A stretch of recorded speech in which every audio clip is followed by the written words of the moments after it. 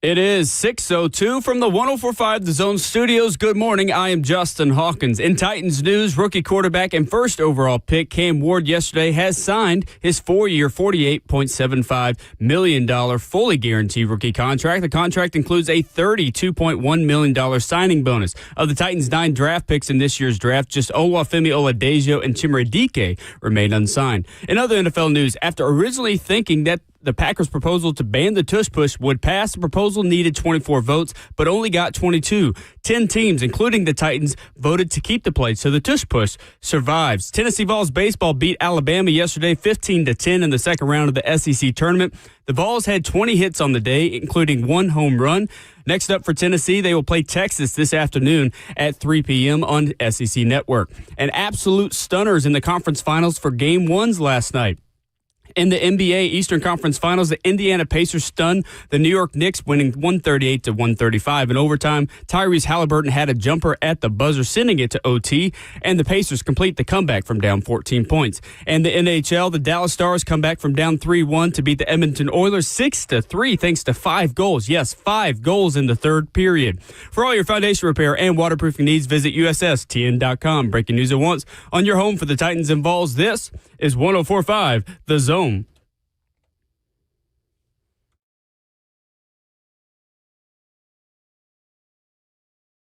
Good morning on 104.5 The Zone, and welcome in to your Thursday. We call it Friday Junior here on Ramon and Will, brewed up by Scooter's Coffee. Visit a locally owned location near you in Rivergate, Smyrna, Brentwood, White House, or Mount Juliet. Amazing people, amazing drinks, amazingly fast. 615-737-1045. The number. NFL veteran and Vol Network analyst Ramon Foster. I'm Will Bowling. Ooh, Justin Hawkins is our producer. Your mic works. Good morning. Good morning, man. How are we doing? I'm well, shocked, surprised. Glad to be here, too, by the way. Good morning. You are a little bit upset this morning because let the record show, ladies and gentlemen of Nashville, that I informed Ramon Foster on something that happened in the NBA last night. In fact, not just informed something, an entire result of a game. Pacers last night win Game 1 over the New York Knicks in the Garden. Tyrese Halliburton with a buzzer beater, and you had no idea. Had no idea. And I stayed up all the way through like 4 minutes into the fourth quarter. Oh, man. And dog, so let me give you the rundown of how I got to this point. Okay. All right, so yesterday evening, I'm watching the game. Me and Miles, both, my youngest boy, we were sitting there. RJ was at baseball practice. He drive himself. Now, shout out to the good Lord for covering him on that one, okay?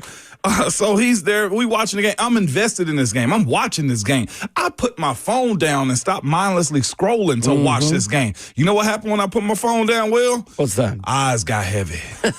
All right. Eyes got heavy, okay, my brother? Here's the other part behind why my eyes got heavy. I got an almost 11-year-old Rottweiler at home, okay? The night before, I'm in my bed sleep, and I'm, dad ears, okay? I hear everything tapping on the floor. It's Zeus.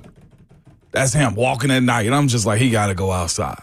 And he wakes me up at 1, and then he wakes me up again at like 3 o'clock. And every time he got to go, Will, I got to get up, Man thinks he's in charge of the whole house, doesn't he? I feel like he's training me, okay?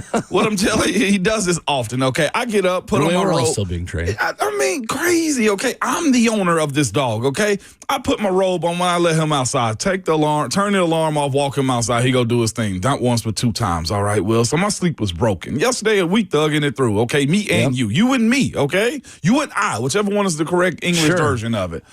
So I'm tired. I go work out and everything yesterday. We do a family walk, work out Miles and my nephew, Aiden. Had a whole day is what I'm letting you know, okay?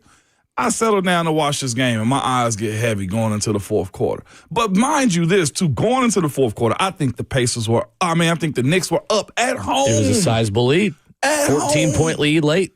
Dog. Keish, I'm about to go lay it down. All right, cool. RJ had just walked in the house. Well, I'm so upset with myself right now. I had a feeling this game was going to turn into something, but not at home, not with this Knicks-Pacers rivalry, not the fact that Ron Slay also said that the Pacers was going to win yesterday on his parlay. So Tyrese Halliburton's toe was on the line.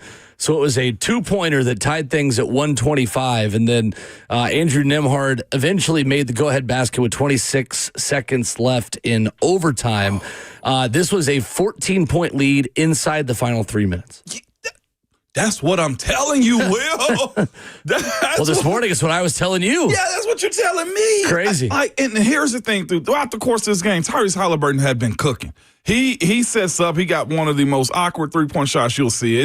He one of them like bad kids that shoot and they can shoot really well. That's how it looks. Just goes in. Just goes in. It's Don't water. ask questions. I'm talking about it's water. It's the way it goes in there, okay? But, dog, and then I'm watching the breakdown of it. Like, Jalen Brunson is working through this thing. I'm watching Karl Anthony Towns get busy, too. I'm watching their big man, okay, the New York Knicks big man, just get busy. Mitchell Robinson caught a lob through it. I'm talking about they doing everything you want. Josh Hart. I mean, the entire makeup of this game said the home team is supposed to win. I did think this. I was just like, man, golly. What's his name? Aaron Nesmith? Nesmith? Nesmith, yeah. Nesmith. I'm watching him. Shout out to Vanderbilt. Just figured that out about him. Shout out Vandy alum. I'm not sure if he graduated, but he went to Vanderbilt for a little while, okay? If he got his career, degree, cool. But what I'm saying is this. They leaned heavy. I'm talking about pushed on Jalen Brunson. I was just like, man, but he kept answering. Jalen Brunson kept answering, Will. His mid-range is phenomenal. His a touch off the glass. I'm telling y'all, if y'all want to watch good basketball, now is the time, all right? Like, this is their time to watch it. So much so that I missed a great finish last night. You did. I headed on to the sports bar in Murfreesboro after I got done doing the state track meet yesterday, and then I drove home when it was a 14-point game, and I was getting texts, like, in all caps, like, oh, my gosh. Like, what? Yeah. They won? So I didn't watch it either, but I was driving back. And the I-24 had 2 lanes closed, so I was navigating the alternate route on how to get back from Murfreesboro at about 10 o'clock last night, so I was not watching. Last night was just a good conference final all around. It was. 5 goals in the third period from Dallas. Yeah. Oh, hockey's still going on? I know you're not a hockey fan. I'm a Preds fan, but I'm kind of halfway joking. Look, when Connor McDavid is on the ice and he's on television, he is must-see TV. Man, listen, I'm NBA in the NHL right now. Is what I'm telling you. It's just like it's not on my radar at all. I see it pop up on my YouTube TV, but it's not on my radar at all. Over the last 27 NBA playoffs, teams, when trailing by at least 9 points in the final minute of the fourth quarter or overtime, Ramon Foster, were 0 and 1,414. They are now 1 and 1,414. What's crazy That's crazy. That stat is nuts to begin with, but on top of that, dog, the series history in itself. Okay, we're talking about Starks. We're talking about Reggie Miller. We're talking about Patrick Ewing. We're talking about Ellis. You know what I'm saying? Like, from the Pacers, like iconic rivalry. And on top of that, the theater of it all, Will, Reggie Miller was calling the game. Reggie Miller was calling the game, and Tyrese Halliburton did the choking signal that he did in Madison Square Garden years ago to Spike Lee courtside. This is absolute cinema, is what this was last night. Even if you're not a basketball fan, even if you're not an NBA fan, this is just good theater right now, and I'm all for it. All for it. I love every bit of it. Everybody was in the house last night. It's time to tune in. It's time to lock in for game 2 for all of us. Lock in. I'll be right there with you. Lock the hell in is what you need to do, man. I'm talking about all the celebrities were there, man. Jada Kiss, CeCe Sabathia, Spike Lee was on the side. Timothy Chalamet. Chalamet was there. My king. From Mad Men. What is his name, too? John Hamm. Ham was on silent. By the way, he and Tyrese Halliburton could have had a moment yesterday. Tyrese Halliburton hustling. Ball goes right to the edge of the out of bounds where he was sitting at. John Hamm grabs the ball. He grabs the ball, Will. Now, I think Halliburton's going to let it go. But John Hamm simply grabbed it, and I was just like, probably shouldn't do that on courtside seat. I don't care how hot the women think you are. I saw, was it you or somebody told me, like, he's voted as the hottest man? And no, like, it's not me. It wasn't you. It was somebody told me about this pop culture. John Hamm was voted the hottest man flawlessly in, like, pop culture or something like that. Yeah, and like there's no flaw in him apparently from what except for yeah. I mean, it's Timothy Chalamet's world. We're all just living in it with the year that guy's had this year. I'm gonna learn about him. I'll tell you that. Is he the one that's dating the Jenner sisters? Yeah, he's dating the Kylie. Come on, man. He's dating Kylie. He is Lisan Al Gaib in Dune and Dune 2, which is legendary movies, which I've never seen either. Don't worry. Okay. And then he knows ball. Because he crushed it. He was like talking about the Mack championship game on College Game Day this past year in college football. Yes, we need to find that clip and play like him breaking down the Mack championship game. Yeah, and he knows who the quarterbacks are. Like the guy is. It's Timothy Chalamet's world this year. He's having a moment, as they say in Hollywood. I bet he's a short king, and I got to brush up on his No, I think he is a little bit shorter, yeah. He is, yeah. I mean, hey, listen to me. I got to brush up on He knows this Alex Will from Nashville SC. They grew up playing soccer together. So he in it. He just he's the guy. He just acts. He's him. Okay. As the kids say. I'm not cool enough to say that. He sounds like a new Leo DiCaprio. That's a good way to put it. Yeah, that's the way Except he dates girls his age. There it is. For now, yeah, he's in his 20s. I think he's about my age, honestly. Okay, all right, King. But anyway, yeah, that's last night in sports. That crazy event in New York. And look, I mean, even if when good or bad things happen to the Knicks, it's good television. Yeah, because their fans are going to go nuts regardless, and it's going to make for some good television moving forward too. And for as soft as I think Karl Anthony Towns can be, he balled last night too. He did do a little silly whirl around when he made a three-pointer, but it was cold-blooded at the same time. He ended up hitting a corner three, turned around and smacked one of the Pacers on the abs real quick, and they called a timeout. I was just like, that's a tech? I was like, no, that's just a series. Like, they getting a little edgy, and you going to like it. If you Jalen Brunson's 43 points. Yeah, 43. I think one of the problems with the Knicks last night, he had 7 turnovers. Yeah, he was giving it up. 43.7 turnovers. And Pacers were scoring, too. Here's the other part of it also. This isn't a slow-down, game.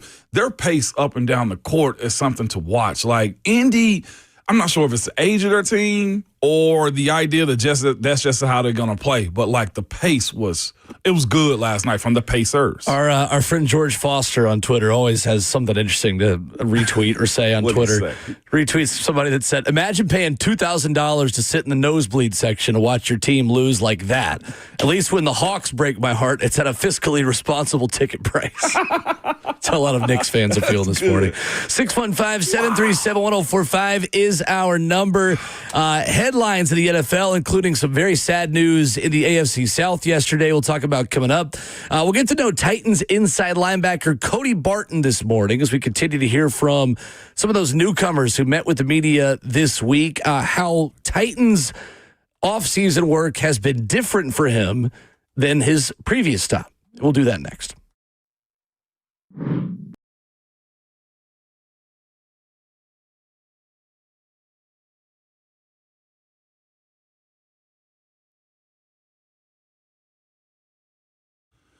Did you know that up to 50% of the air you breathe in your home comes from your crawl space? Good people, have you ever looked in your crawl space? I get it. Most of us don't even want to know what's in there, but moisture in your crawl space can create unhealthy issues that can make their way into the air you breathe every day in your home.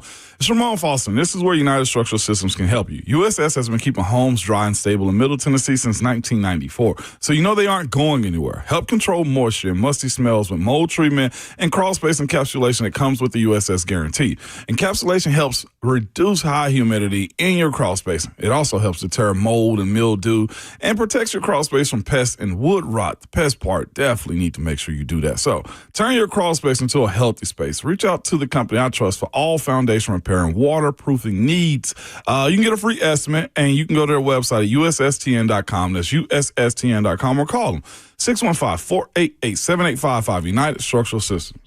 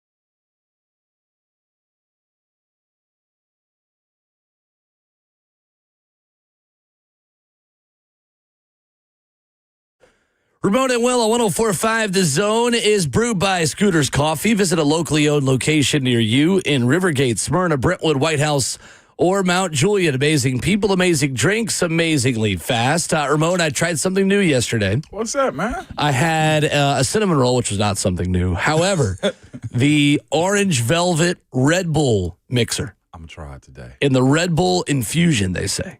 Over at Scooters Coffee, Smyrna location, saw me yesterday. Hit the spot. I got it. Absolutely terrific. Yellow Red Bull with a little bit of orange, a little bit of vanilla in there. Yeah. Fantastic. 5. Absolutely fantastic. Only at Scooters Coffee. 5. But okay, speaking of scooters, too, I had a sales meeting yesterday, okay? Okay. I'm sitting in there. We were talking, pitching some stuff. He was just like today, you guys were talking about Scooters Coffee. He was like, I got to go get me one of them cinnamon rolls. They're so good. I told him, I said, you ain't wrong. Honestly, it was so warm when they got it out of the little oven that when I got to Murfreesboro, where I was going from Smyrna, still warm. Still good. Still got the fork out. Still was just soft, just crumbled in my fork. Fantastic. See, like, scarfed it down, got some work done. I don't think a cinnamon roll needs to be like hot. Just needs to be warm. Warm. Yeah. Yep. With a cold drink, too? Absolutely. Man, I have a cinnamon roll with a hot drink. What am I talking about? Yeah, as hot as it is outside right now, there's no need to. Even though it didn't feel too bad yesterday. Yeah, yesterday. There's the the fact weather. that they're giant. They are huge. You get your money's worth. They're fantastic. You do Like half the size of your face. Yeah, no doubt about it. It's that good, though. Speaking of, outside, I was old guy staring at the weather yesterday, too, by the way. Were you? Yeah, I was, before we get into this sports stuff. We were outside. We worked out and stuff like that as a family, walked the neighborhood and stuff. And I was just outside. I was like, man, look at this day. Look at it. It's beautiful. I'm serious. If you weren't outside yesterday, you are tripping. Ballpark question for you. Yeah. You've made it through stages of life that I've yet to enter yet. At what point do you reach the age where you look at rain and say, we needed this? How far away am I from that? I'm 27 years old. Okay. When do I start looking at rain and saying, oh, we really needed this? I'm going to be honest. It could be 2 phases. It could be when you're a homeowner and you're invested in your grass. Shout out to Secure Lawn. Not quite there yet. That always matters. I'll keep you updated. And let me know when you go that route, okay? Is that part, or I would say probably about 35 when you just slow down in general. We've got 8 years. You got some time. No, Lovely. 35, I feel like, is when, honestly, most men mature. It's something about that age. We really needed this. This is great. No, and I do it often. I know you do. I hang out with you all the time. I know you do. I do this often, man. Or I do treasure cool outside days because of my I'm going to get to football now. Like when I trained, we never got this weather. I feel like right. This is as good as of Memorial Day weekend weather as we've had. What are we doing, man? Go outside and frolic in a field. Go touch grass today. I'm talking about late frolic a little bit then. Yeah, that's what you're saying. You know how many days I was up at Brentwood High working out, dying because the turf was about to burn my feet off? I was doing the same thing. Oh, my God. You might have been there at the same time. We may have been, man. Look at us. Now we're here. Crazy. But, yeah, I do it often now. We needed this. Well, sad news yesterday in the NFL as longtime owner of the Indianapolis Colts, Jim Irsay, passed away at 65 yesterday. The Colts releasing a statement saying they are devastated to announce their beloved owner and CEO, Jim Irsay, passed away peacefully in his sleep, adding Jim's dedication and passion for the Indianapolis Colts in addition to his generosity, commitment to the community, and most importantly, his love for his family were unsurpassed, and deepest sympathies go to his daughters, Carly Irsay Gordon, Casey Foyt, Kaylin Jackson, and his entire family. Jim Irsay and his family, Jim worked at every department before he was named the youngest general manager in team history in 1984 when the Colts arrived at Indianapolis. He took over sole ownership in 1997, leading the Colts to a long series of division titles and, of course, the Super Bowl championship with the leadership of Peyton Manning. He had dealt with health issues as of late, having been treated for severe respiratory illness in January of 2024. And in March of last year, Jim Irsay said he was doing well after his 26th surgery in the last 7 years. Sad news yesterday, Ramon, in the NFL. It was, excuse me, it was, man. His body took a lot, as far as that many surgeries. It's been documented a lot of stuff over the years, but what a guy he's meant to, I'm sure, Indiana in general, Indianapolis as a city, their teams. I think his last tweet Schefter put out last night, too, was a congratulations and good luck to the Pacers, the city, and everything else behind it. So he loved that place, man, and That sucks. 65 years old. I mean, some would say that's a good life lived, but I mean, I thought he was older, to be quite honest with you, and I still say that's too young for a guy. So that's why I always tell us men, man, specifically us men in these situations, go get checked out as early as you can, man. Get yourself together as much as you possibly can, too, and take a walk, work out, take care of yourself, man. But I think he lived his life the way he wanted to, and he lived it to the fullest. I was talking to Rand Carthon yesterday on the phone, and he said that he played for him. He was the only father-son duo to have played for them. And he was just talking about one of the flexes that he had was, so they were out on the practice field one day, and he heard toot, toot, toot, toot, toot, toot, toot. It's a helicopter landing on the other practice field. He walks in the building, picks up some papers, get back in the helicopter, and fly off, man. Just goodness. It's pretty cool to hear him tell that story. I think he was speaking on him a little bit yesterday, or will be today. So lived it, though. Got to give it to him. 2024 season was Jim Irsay's 38th with the Indianapolis Colts. Again, the NFL's youngest GM at 25 years old. In 1984, he took over as the team's principal owner in 1997, saw the Colts advance to the playoffs 16 times with 2 AFC championships and the 1 Super Bowl. Robert Irsay, his dad, who made his fortune in sheet metal and ventilation, acquired the Colts when Jim was just 12, and Jim was on the team bus, was with the team at 16 years old, and he certainly was Indianapolis through and through, and was Colts through and through. And our condolences to the Colts organization as we lose a throwback NFL character, I'd say, at the very least, in the National Football League yesterday in Jim Irsay. So certainly sad news in the division yesterday. Man, one of the coolest things, though, as of recent that happened, coming back from the Combine, Coach Mack and I had a long conversation about Irsay. So it was actually pretty cool. Coach Mack is very knowledgeable on Jim Irsay, man. So that's right. Yeah, pretty sad day in Indiana. But of course, his last tweet was good luck to the Pacers and everything. And love it. Look at Tyrese Halliburton. They made it happen last night. Carrying on, man. They certainly did. So we will talk with Coach David Gittes coming up at 7:20, and Coach Mack to answer the rhetorical question of who does Coach Mack know? Everyone. So we'll talk about Mr. Irsay and all of the legacy that he leaves in Indianapolis and in the AFC South. Coming up with Coach Mack at 7:20. Yesterday, Adam Schefter, Ramon, reporting that Cam Ward has signed his 4-year, fully guaranteed $48.7 million contract. Big money for the number 1 overall pick of the Tennessee Titans. Yeah, man. By the way, I remember when the rookie scales changed, and Cam Newton had got 23 fully guaranteed for his $23 million fully guaranteed contract. So I didn't realize the numbers had gotten up there, but it also showed the growth of the league, and essentially that's a big deal. You see why guys want to go number 1 overall at quarterback, man. But here's the other side of it too. It locks him in early, gets him to work, and you put the financials behind you. His goal now is to get the next contract and to help this team win and transform it, man. I'm glad. Congrats to him. That's a huge deal. And the old cliche from 0 star to number 1 overall. Wow, who would have ever imagined that pathway? So we talked about this a little bit yesterday, but specifically for a lot of these first-round pick guys and in their contracts, how much of their contract is negotiable? And what is the holdup when these things don't immediately get done? The amount of money you getting up front. That's usually the watching Cam get, what was it, 30+ million up front?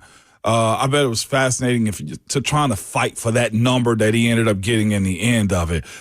It's usually that, or teams want to give you bonuses instead of money up front sometimes, or try to spread it out over the length of the contract. Those types of situations right there is what the rookies have to negotiate for now. Cincinnati's situation, I think, is an injury clause or maybe a signing bonus, but it's usually those types of things. The money, the big money, the whole number usually isn't an issue. It's how much you're getting up front. Fair enough. Well, he is signed, and he is officially a Tennessee Titan. Yesterday, Adam Schefter, we thought the tush push was dead. It is not, which unfortunately means we've got to keep talking about it, at least for one more day. The NFL needed 24 votes to ban the tush push yesterday.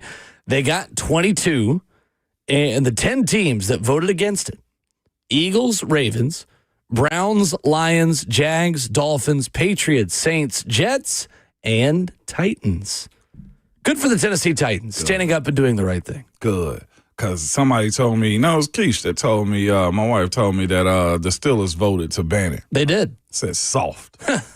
You hear me? Steelers did vote to ban it. Yeah. Soft, man. And I know it's probably that interstate hate that they have too, East versus West with the Eagles and the Steelers. But, like, what are we doing, man? Like, let the boys play ball. That's the way I look at this play. What was hilarious, though, was hearing the ownership.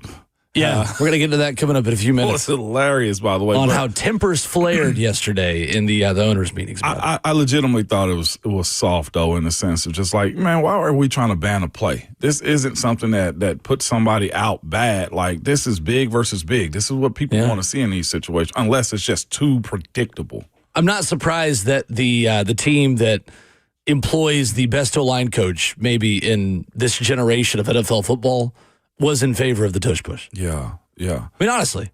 Yeah, no, seriously. I'm with you. Not that it's up to Bill Callahan. Like, the O-line coach isn't the one making the decision, but I wonder if he had any say or any conversation about this with ownership or management about it. Yeah, I'm sure, man. You got to ask him, because as young as this offensive line is, too, and as big as it is for the Titans, that's something that you got to look forward to taking advantage of. Like, I'm looking at the first three teams on this list, Eagles, Ravens, and Browns, well, four, and Lions. All of them got really good offensive lines. That makes sense for them to want to be able to use that play. And also, too, the mindset of these head coaches. The Dolphins are the only ones that I don't understand that didn't vote against it. Like, I don't think they have an offensive style that allows them to run this type of play, but I guess it's one of them situations, like, let the boys have fun more than anything. Sure. So the other day, Cody Barton, new Titans inside linebacker, met with the media, talking about his aggressive mentality as we get to know another Titans newcomer and exactly what he is planning on bringing to Denard Wilson's defense. Great coach, great leader, demands a lot, very intense, and I feel like he just brings the best out of the group, individually and as a whole, and, I'm excited where the defense is headed. You mentioned the aggressiveness. You're an aggressive player, but how do you balance like being able to read and diagnose, but not, shoot to the wrong gap and those types of things? A lot of, film study. A lot of stuff that you take into the games. You got your anticipation, you get your formation reads, all this kind of stuff, and so when you know what's going on, you ain't got to think about what you're doing. You can just play fast. Cody Barton, in that press conference and in his conversation with the media, Ramon, the guy brings it. He does bring it. The guy is absolutely on the energy bus every single day and appears to have the kind of skill set that perfectly fits what Denard Wilson wants from his inside linebackers. Yes, 100%, man. And hearing him talk to him, give him some of the history of how he's played in this league and why his stats and numbers were what they were with him coming to the NFL was super unique too. One, I like him as a player now. Just hearing him talk even more because of this. He understood his pathway to becoming successful. He was behind Bobby Wagner up in Seattle for a while, and he was just like, man, the amount of stuff that you learn from those types of guys being around in a room that he was in, you understood how to be a pro. And I thought that was super unique because one thing that I hate is when guys get to a point to where they finally start and they don't carry anything that they learn from the guys ahead of them. He was a guy to me that said, like, he was a sponge to the process and understood why he didn't play and how to make plays now that he is at that field. And his production has been good ever since, man. He's active. He got the attitude for it. And he also got the understanding. I loved him explaining, like, I had to wait my turn. I wasn't mad about playing. I simply learned and stayed behind guys that were all pros and future Hall of Famer with Bobby Wagner, that is now. It's part of why he gets a 3-year, $21 million contract. James Foster, No Flags Film, does a good job breaking down the film and giving his analysis and scouting reports on draft prospects, on vets. Makes the point that maybe his coverage grade from Pro Football Focus is a little bit misleading. So PFF does not think he was great in coverage all last season, giving him a 54.9 grade. That's 117th among linebackers. When he was signed, James Foster wrote this and said, he's not a coverage specialist, but he is definitely a victim of PFF's terrible coverage grading system. Said, I watched every target, and half of his, quote, allowed completions were screens where he had no help, where he is one guy who is expected to make a stop in a 1v4 situation. And that is certainly, a little bit misleading when you talk about what he's able to do. But one of two linebackers with a less than 5% missed tackle rate in 2024. If he is in the vicinity, he is most likely going to make the stop. 100%. And again, that's why sometimes players go back at PFF and how they grade you, because there's more nuance to the idea that you just missed a play. Sure. Like I was saying yesterday, we was giving a breakdown on Dan, in a sense, just like that could have gone to the running back, to the quarterback, or somebody else in those positions. And they don't give that. They just see a player in the vicinity and they knock you. And publicly, that hurts players. That hurts their reputation, because all we've heard is he can't cover or he's not as strong as you want. He also said in his press conference the other day is he felt like he got a whole lot better in his coverage. So when a player publicly say those things, it takes a lot for you to say, no, you guys were wrong, I was right. Yeah. That shows that he understands that that's something he's going to have to continuously work on. But when it's good, you got to let people know. And I was glad to hear he did that at his presser the other day. James Foster's full breakdown at No Flags Film on Twitter says reads, keys, and triggers quickly to stay ahead of block development. Takes efficient paths to the ball, understands pursuit angles, and knows when he can afford to backdoor/undercut a block. Some of the weaknesses. And talking about what he could do in coverage, solid awareness versus screens underneath targets, good urgency, recovering against play action, and James adding he has got decent range and chase runs to the sideline. He rated 4.64, 82nd percentile, so a pretty good athlete as well, Cody Barton. I thought this was interesting as well, talking about Brian Callahan's emphasis on leadership and competition this offseason. Here's Cody Barton talking about that. It's very competitive this time of year, here at least, but I've not seen it anywhere else where it's this highly competitive, and, I like it a lot. But yeah, very competitive here. It's just raising the bar for everybody. You got to be urgent at all times, especially, it's easy in spring to just, this is my 7th spring, so it's easy just to be like, kind of go through the motions or this, but not here. No, you got to be on your P's and Q's here. That's interesting. Mm-hmm. That's a guy that's played for 6 years. As you hear him say, it is 7th offseason. Now going into year 7 in his 4th organization, Seattle Seahawk for 4 years, a Commander for 1 year, Bronco last season, saying, no, we're not just going through the motions this spring. That's really interesting. Yeah, it just shows where this team is, too.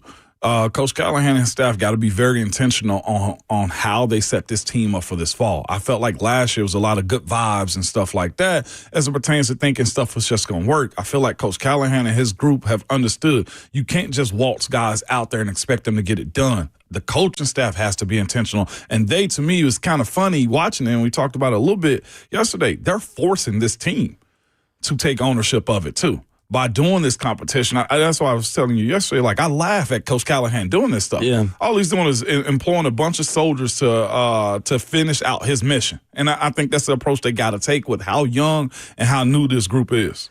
It's really funny. I was reading A to Z Sports yesterday, and Easton Freeze had a piece about this saying, did the Titans just find their next Will Compton? Oh. And crazy sub-headline within this. Easton Freeze says, what if Will Compton was less funny and a lot better at football?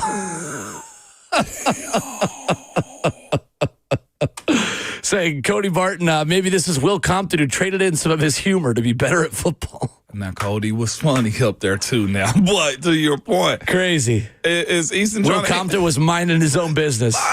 Minding his own business on a Wednesday. He just got kneecapped. He going to end up on that bus, busting with the bus wall, man. That's what he going to end up. Crazy. Busting with Barton in the new inside linebackers room for the Titans. He was good, though, yesterday. He was. It was very good. 615-737-1045 is our number. Tempers flared at NFL owners' meetings reportedly yesterday, and we'll tell you what happened coming up next.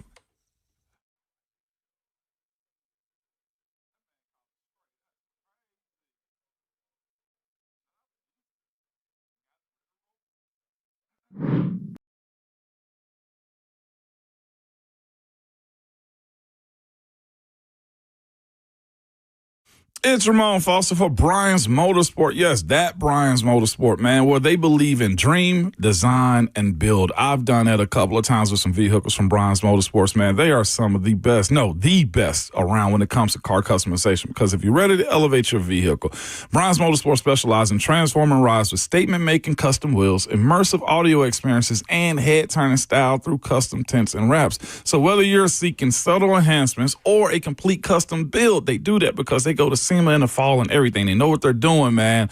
But here's the thing about it. They will keep you one of the most hottest cars on the road, whether you want to go over the top or just keep it real cool, man. If you're a Jeep owner that wants the ultimate off-road performance, well, Bronze Motorsports is the undisputed leader in Jeep customizations. Bronze Motorsports can give it an aggressive off-road appearance and performance that has made Bronze Motorsports an undisputed leader of off-road upgrades in this city and state, to be quite honest with you. So what makes them different is they listen to you, the customer. They hear your vision and put together your dream vehicle. So dream, design, build was inspired by their team to make your dreams come to life. All right, so to get more information, you can go to their Instagram at Bronze Motorsports or simply visit their website at bronzemotorsports.com.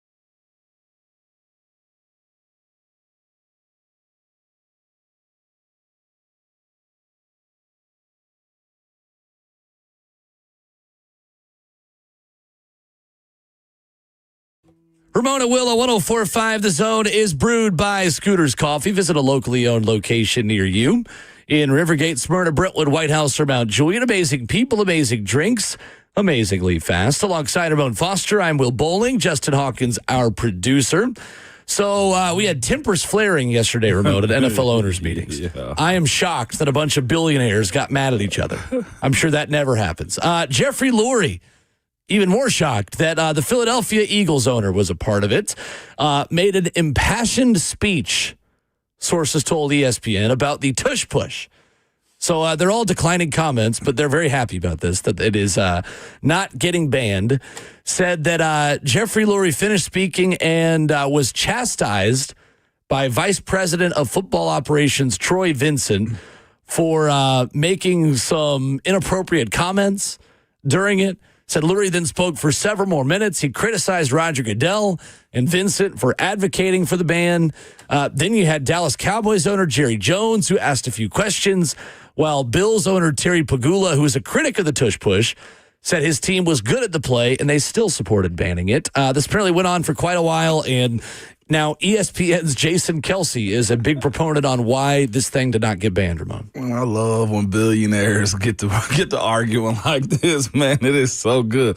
Lurie, though, I'm going to be honest with you, as the owner, of the Eagles, the tush push don't deserve an hour speech. Let's just start there first. All right, you off to the wrong It's foot. really not that deep. Well, it's not that deep. I swear to you, sir. Like, I don't know what it's going to be all right. Where did he start with the tush push, Will? Like, that's like, did he start in like the 1930s? Like, did he speak about like at the dawn of time? Well, yeah, at the dawn of time. When the forward pass was invented. This is what Vince Lombardi wanted. Like, no, absolutely. Like, where the autumn wind is an eagle. And then it ought to let you know, like, how the owners feel. Like, here's Troy Vincent trying to like chastise. I'm like, bro, stop, because the dream analogy that he used. Yeah, a something dream that he apparently used, and with apparently with some females in the room is why the NFL people were not too happy about a something dream being referenced by Jeffrey Lurie. Yes, Rhett's in here with us right now. I just told him, and even Rhett was just like, "What in the world?" Yes, there was no need for you to correlate the tush push to that. Like, what are we doing, man? But it just shows that, like, he didn't give two blips about it at all, because after Troy Vincent chastised him,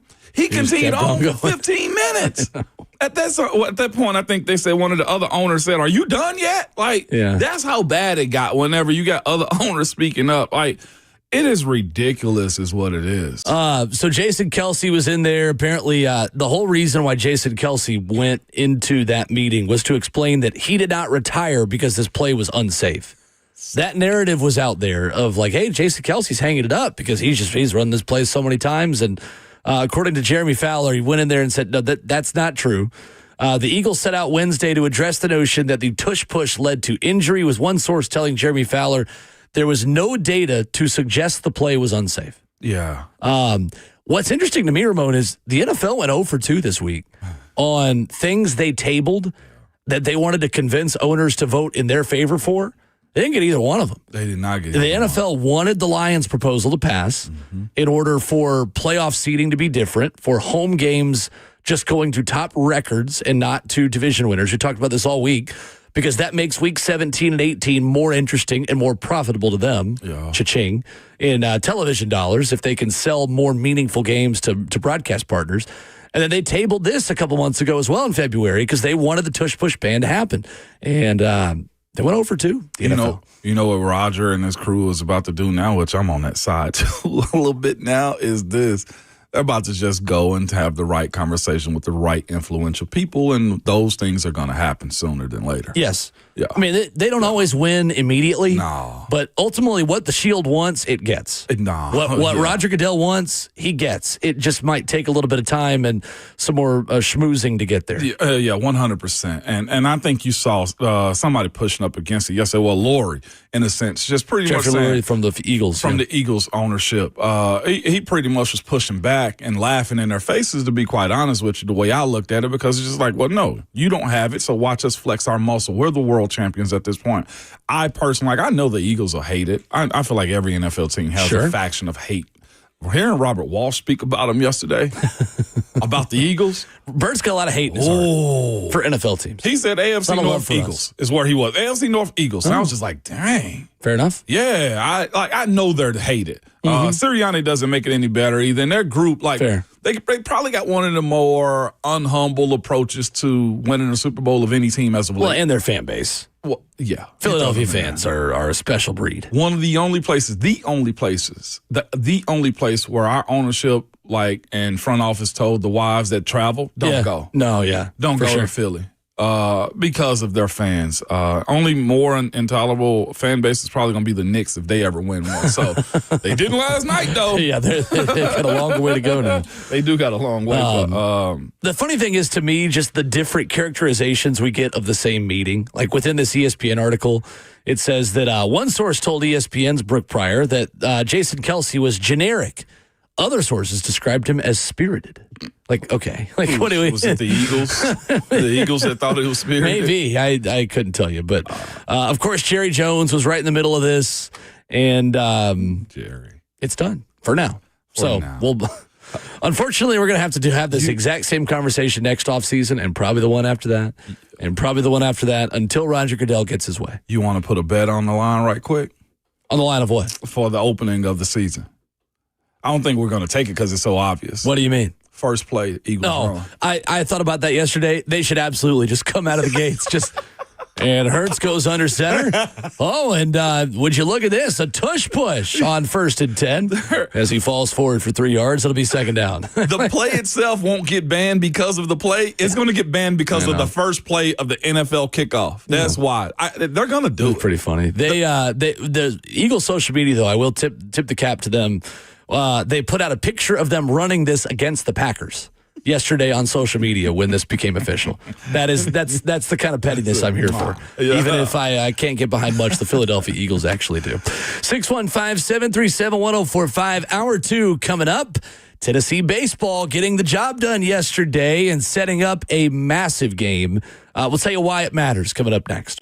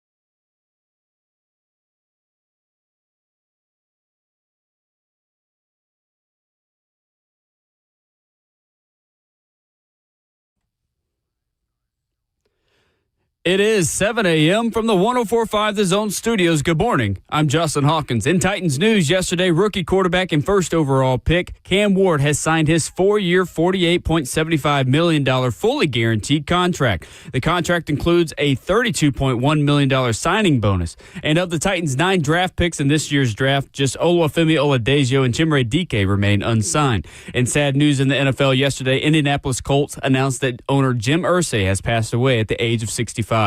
Irsay took over the Colts in 1997 and accomplished 16 playoff appearances while winning 2 AFC championships and a Super Bowl in 2007. Tennessee Vols baseball took down Alabama 15-10 in the second round of the SEC tournament yesterday. The Vols had 20 hits on the day and 1 home run. Next up for Tennessee, they play Texas this afternoon at 3 p.m. on SEC Network. Liam Doyle will get the start on the mound.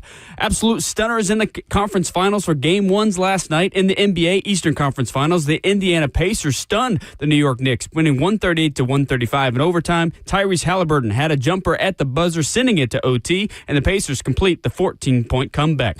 In the NHL, the Dallas Stars come back from down 3-1 to beat the Edmonton Oilers 6-3, thanks to 5 goals, yes, 5 goals, in the third period. For all your foundation repair and waterproofing needs, visit USSTN.com. Breaking news at once on your home for the Titans and Vols. This is 104.5 The Zone.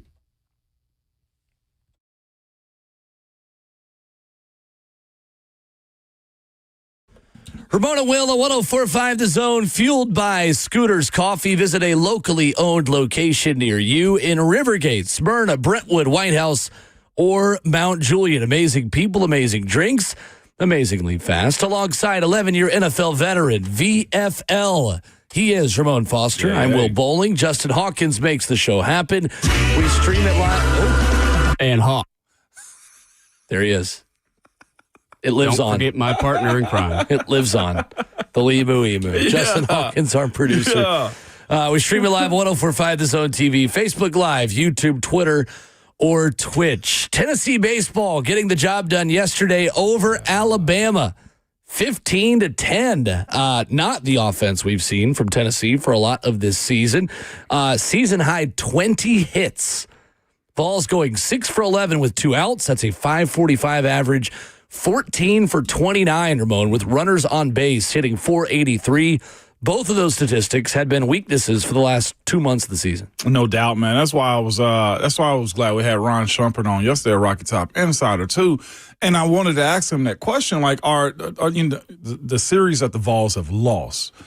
Is it because they're that bad or the team's that good? And what you saw is the talent is there. It's a matter of them being on their P's and Q's. Alabama's not as bad as they got beat yesterday either. That's the other part behind it. The Vols played a real solid, good game yesterday afternoon, and that's the team that can be scary. That's the team right there that make plays for you. The pitching, everything was what you wanted and what you needed to see out of this team, and they just finally showed up. Now, hopefully that's not one of those, hey, my back's against the wall moments yesterday where they felt like they had to win the first game and they can continue this on. But I was impressed. All in all, a real good game, good defense, man. They did what you needed them to. Even on some plays that could have been an error in the outfield.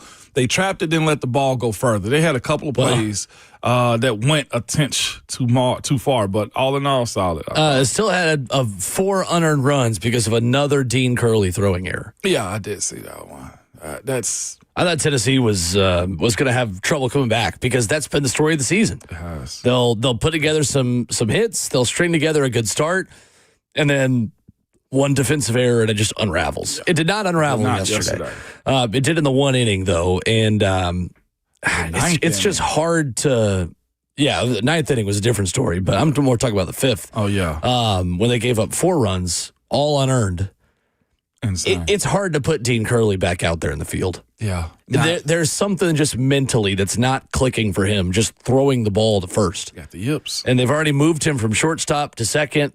You know, there was a lot of speculation that he would play third base this season. That hasn't happened as much because he just can't throw the ball to first. And I hate it for the guy, and I feel bad for him because it's got to be wearing on him. This guy's a potential first-round pick coming into this season with a lot of pressure to kind of be the one holdover from the national championship team last year, and it's just been a really weird season for him. Yeah, he's got a case of, they call, like you said, the yips in those It moments. feels that way. Yeah, it does, man. And as seasoned of a veteran that he is, and in the year that he needs to have it too, Will, you hate to bench him, right? Because you know what that means. Yeah.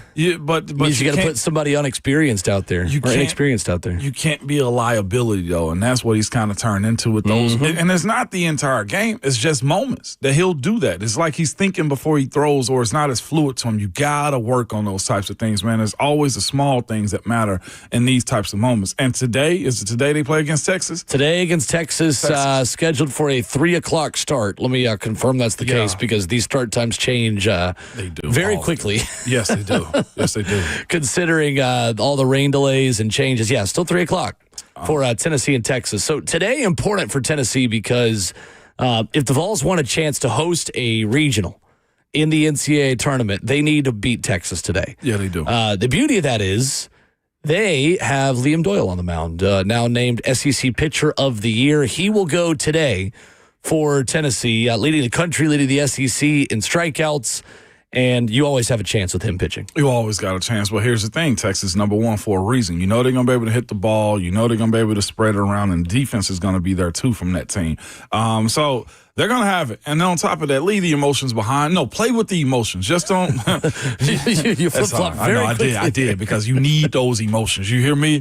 But don't get wrapped up in what Texas is going to do with that crowd. Because you know that one's, this is UT versus UT Junior at this point. It's UT versus Texas. It's the Vols versus UT Junior. It's what we are. You know what I'm saying? So I would go to that one if I had a little bit more time on my schedule. That's going to be a real good one.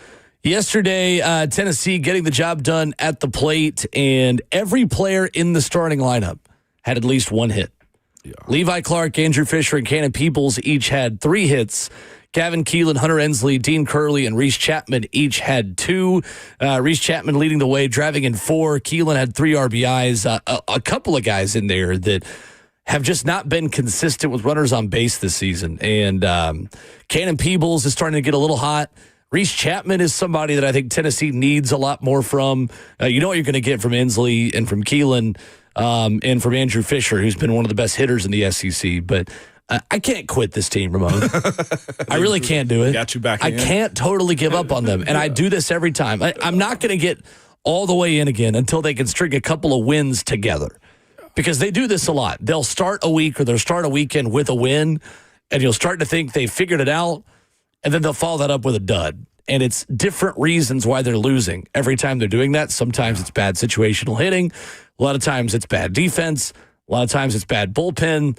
I thought yesterday A.J. Russell was terrific. He was good. And what he was able to give them, 3 2/3 out of the pen, his longest outing since he's come back from injury. And they need more of that. They need more arms stepping up in order to make a run and be relevant this postseason. And anybody that's been around baseball, you understand it starts there first, up on the mound. What is your mound play, or what is your pitching like as far as the start of the game more than anything, Will? If you can handle that and the defense backs them up, it's good. It's just that what was brought up in our YouTube chat right now, if they are able to hit again. Consistently, yeah. Consistently. For sure. That if this team has the amount of talent that it showed yesterday to consistently play this way, they win it all. Again, it's the way I view this, especially with the pitching. Even yesterday with Marcus Phillips starting off, and then he got popped early in the game. And, of course, you replace him with A.J. Russell, and you close it out. Like, they played, to me, even with the flaws and the errors and mishaps, I thought they played one of their better games. Sure. For what you expected them to do all year long. And I mean the talent. The talent at the plate showed up yesterday, and that's what I feel like has been missing time and time again, hitting into defenders. For sure. When, like you said, you got runners on base. You can't allow that. Yeah, it's just not situationally been good enough. So, busy day in Hoover today. It'll start with the final game that was supposed to happen yesterday, A&M and Auburn, that will start at 10 a.m. Central. You got Oklahoma and Vanderbilt going on today. You have got Ole Miss, Arkansas. The winner of that A&M Auburn game gets LSU, and then Tennessee, Texas. A lot of good baseball happening in Hoover today. A lot of good baseball, for sure. I'll be tuned in as much as I possibly can. I'm going to try to come see you down in the borough. Nice. Today, man. Come on down. Niece is running today, so we're going to try to come and support her. We should be able to, so you see somebody throw a rock at the window, is me. Okay. Just getting your attention, that's all. Just getting your attention, bro.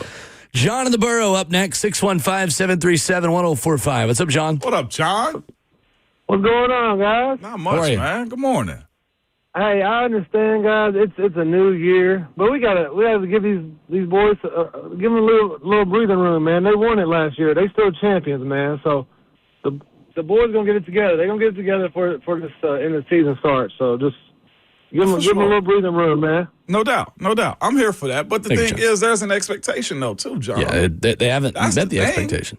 That and to this year, you're right. They still hold court with the trophy. It's okay to call it like it is. I mean, they won the national title last year, and they've been bad down the stretch. It's all right. But they've dropped. Not personal. That's the thing. Like, if they get high, all right, we just got to in totality just be quiet about anything that Tony Vitello and his team do. Like, if they can pull this one off. Last year, I feel like going into it, you knew they had They were that team. They were peaking at the right time. They were peaking at the right time. Not this year. And that's the point of it all. Like, you can't be blind to the way the product they've put out there. Yeah, they've made Omaha 3 the last 4 years. They deserve the benefit of the doubt. And again, it is crazy that they have been the best defending champion in quite some time. LSU was sub 500 in SEC play last year. Mississippi State just fired their coach. They won the national championship a few years back. Ole Miss, a lot of fans over there want to fire their coach, Mike Bianco. They were out of the NCAA tournament after winning it all. And there are a lot of people that wanted to fire Tim Corbin. Over on West End this year, which I think is one of the most preposterous things you can put on social media. That's a wild take. Are we to want to do that? But they're just now getting back to their best selves. Why are we so quick to fire in today's? Because I feel like guys like Paterno, Former before a while. Well, Former never got bad till he got bad. But there's a lot of those guys that you see and just like, did you get let go that quick? We have more access to fringe opinions. Okay, all right. For sure. I think there's always been crazy fans that want to fire somebody at the drop of a hat. We just have more access to those takes now. Yeah, and that's what it is. I mean, like you said, Tim Corbin being in that conversation is just asinine. Yeah, it's crazy. What are we doing? A lot of those social media posts have either been deleted or are opinions that no longer exist. No doubt. They also have a challenge too. Vandy does. Like, they've been hot. They've had the first round bye.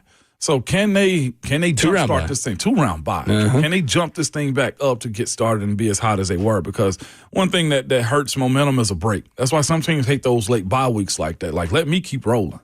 Yeah, well, we'll see. They're certainly the hottest team in the SEC right now, Vanderbilt. So high expectations for them, no doubt. Yeah, no doubt. Coming up, Coach Dave McGinnis will join us. We'll talk about some of the Titans offseason workouts, what we heard from Cody Barton the other day. We'll also remember Colts owner Jim Irsay, who passed away yesterday at the age of 65. We'll cover it all with Coach Dave McGinnis at Titans Radio next. We love being part of the moments that matter, which is why we're announcing employee pricing for everyone. You pay what we pay. Employee pricing at Two Rivers Ford. Locally owned, American made.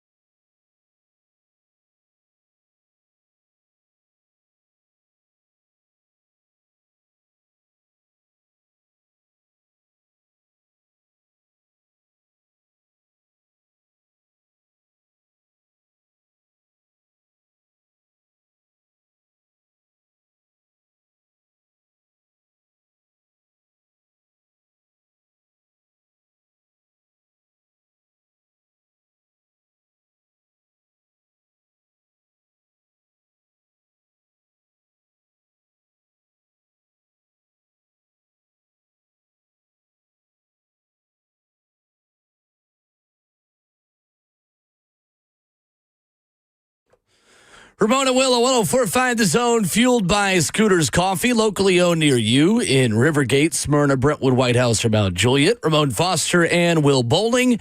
Pleased to be joined this morning, as we are every Thursday at 7:20, by Titans Radio's head coach, Coach Mack. Coach Dave McGinnis giving us a couple minutes here this morning. Brought to you by Two Rivers Ford. Mack, what's going on? How are you?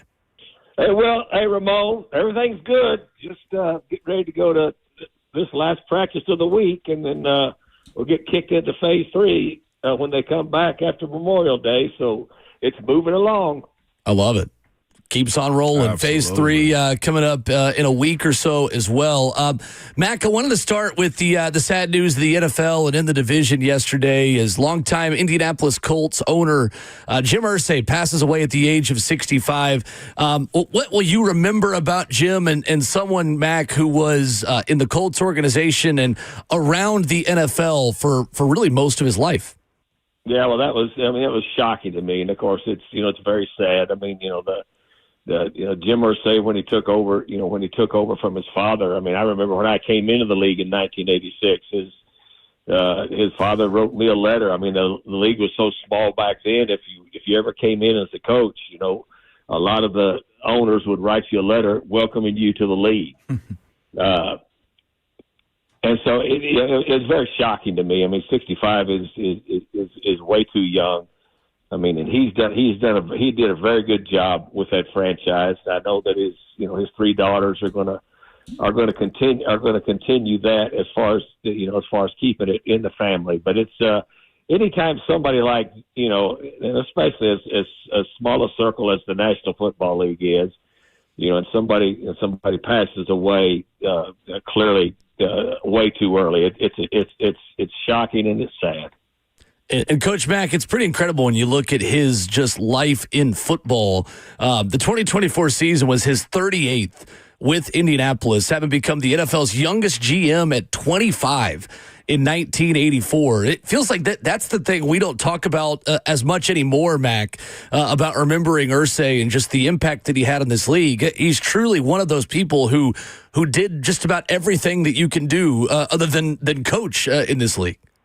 Well, yeah, he came up in the business. I mean, clearly, I mean, he was, the business was his life, and it was his life, in a lot of different avenues. And you hear the testimonials of guys like Peyton Manning and people that he was very, very important to. And as I said, the Irsay family has been a big part of the National Football League for a long time. It's the same way as, of course, when Virginia McCaskey passed away, earlier this year, of course, she was, 101 years old and had been in it her whole life. But having worked there and knew her very, very well, I know how important it is for these families that are really legacy families in the league.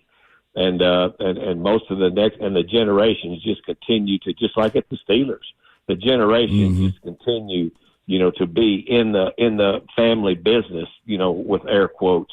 That is, it's very, very prominent, and it's also, they become public figures even before they even try to be. Coach Dave McGinnis with us, presented by our friends at Two Rivers Ford.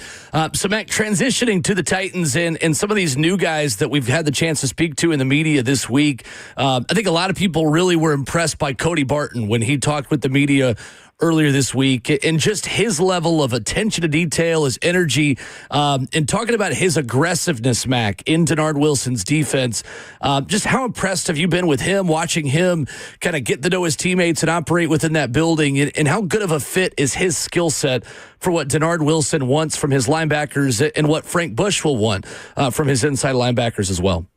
Well, he's a veteran player, which is number one, is a big deal. There's a huge difference, between when you add seasoned vets, to your football team, along with your draft picks. I mean, you can tell a vet, somebody that's been in the league, you can tell them very, very easily on the field at first glance, because they're just more comfortable in their own skin.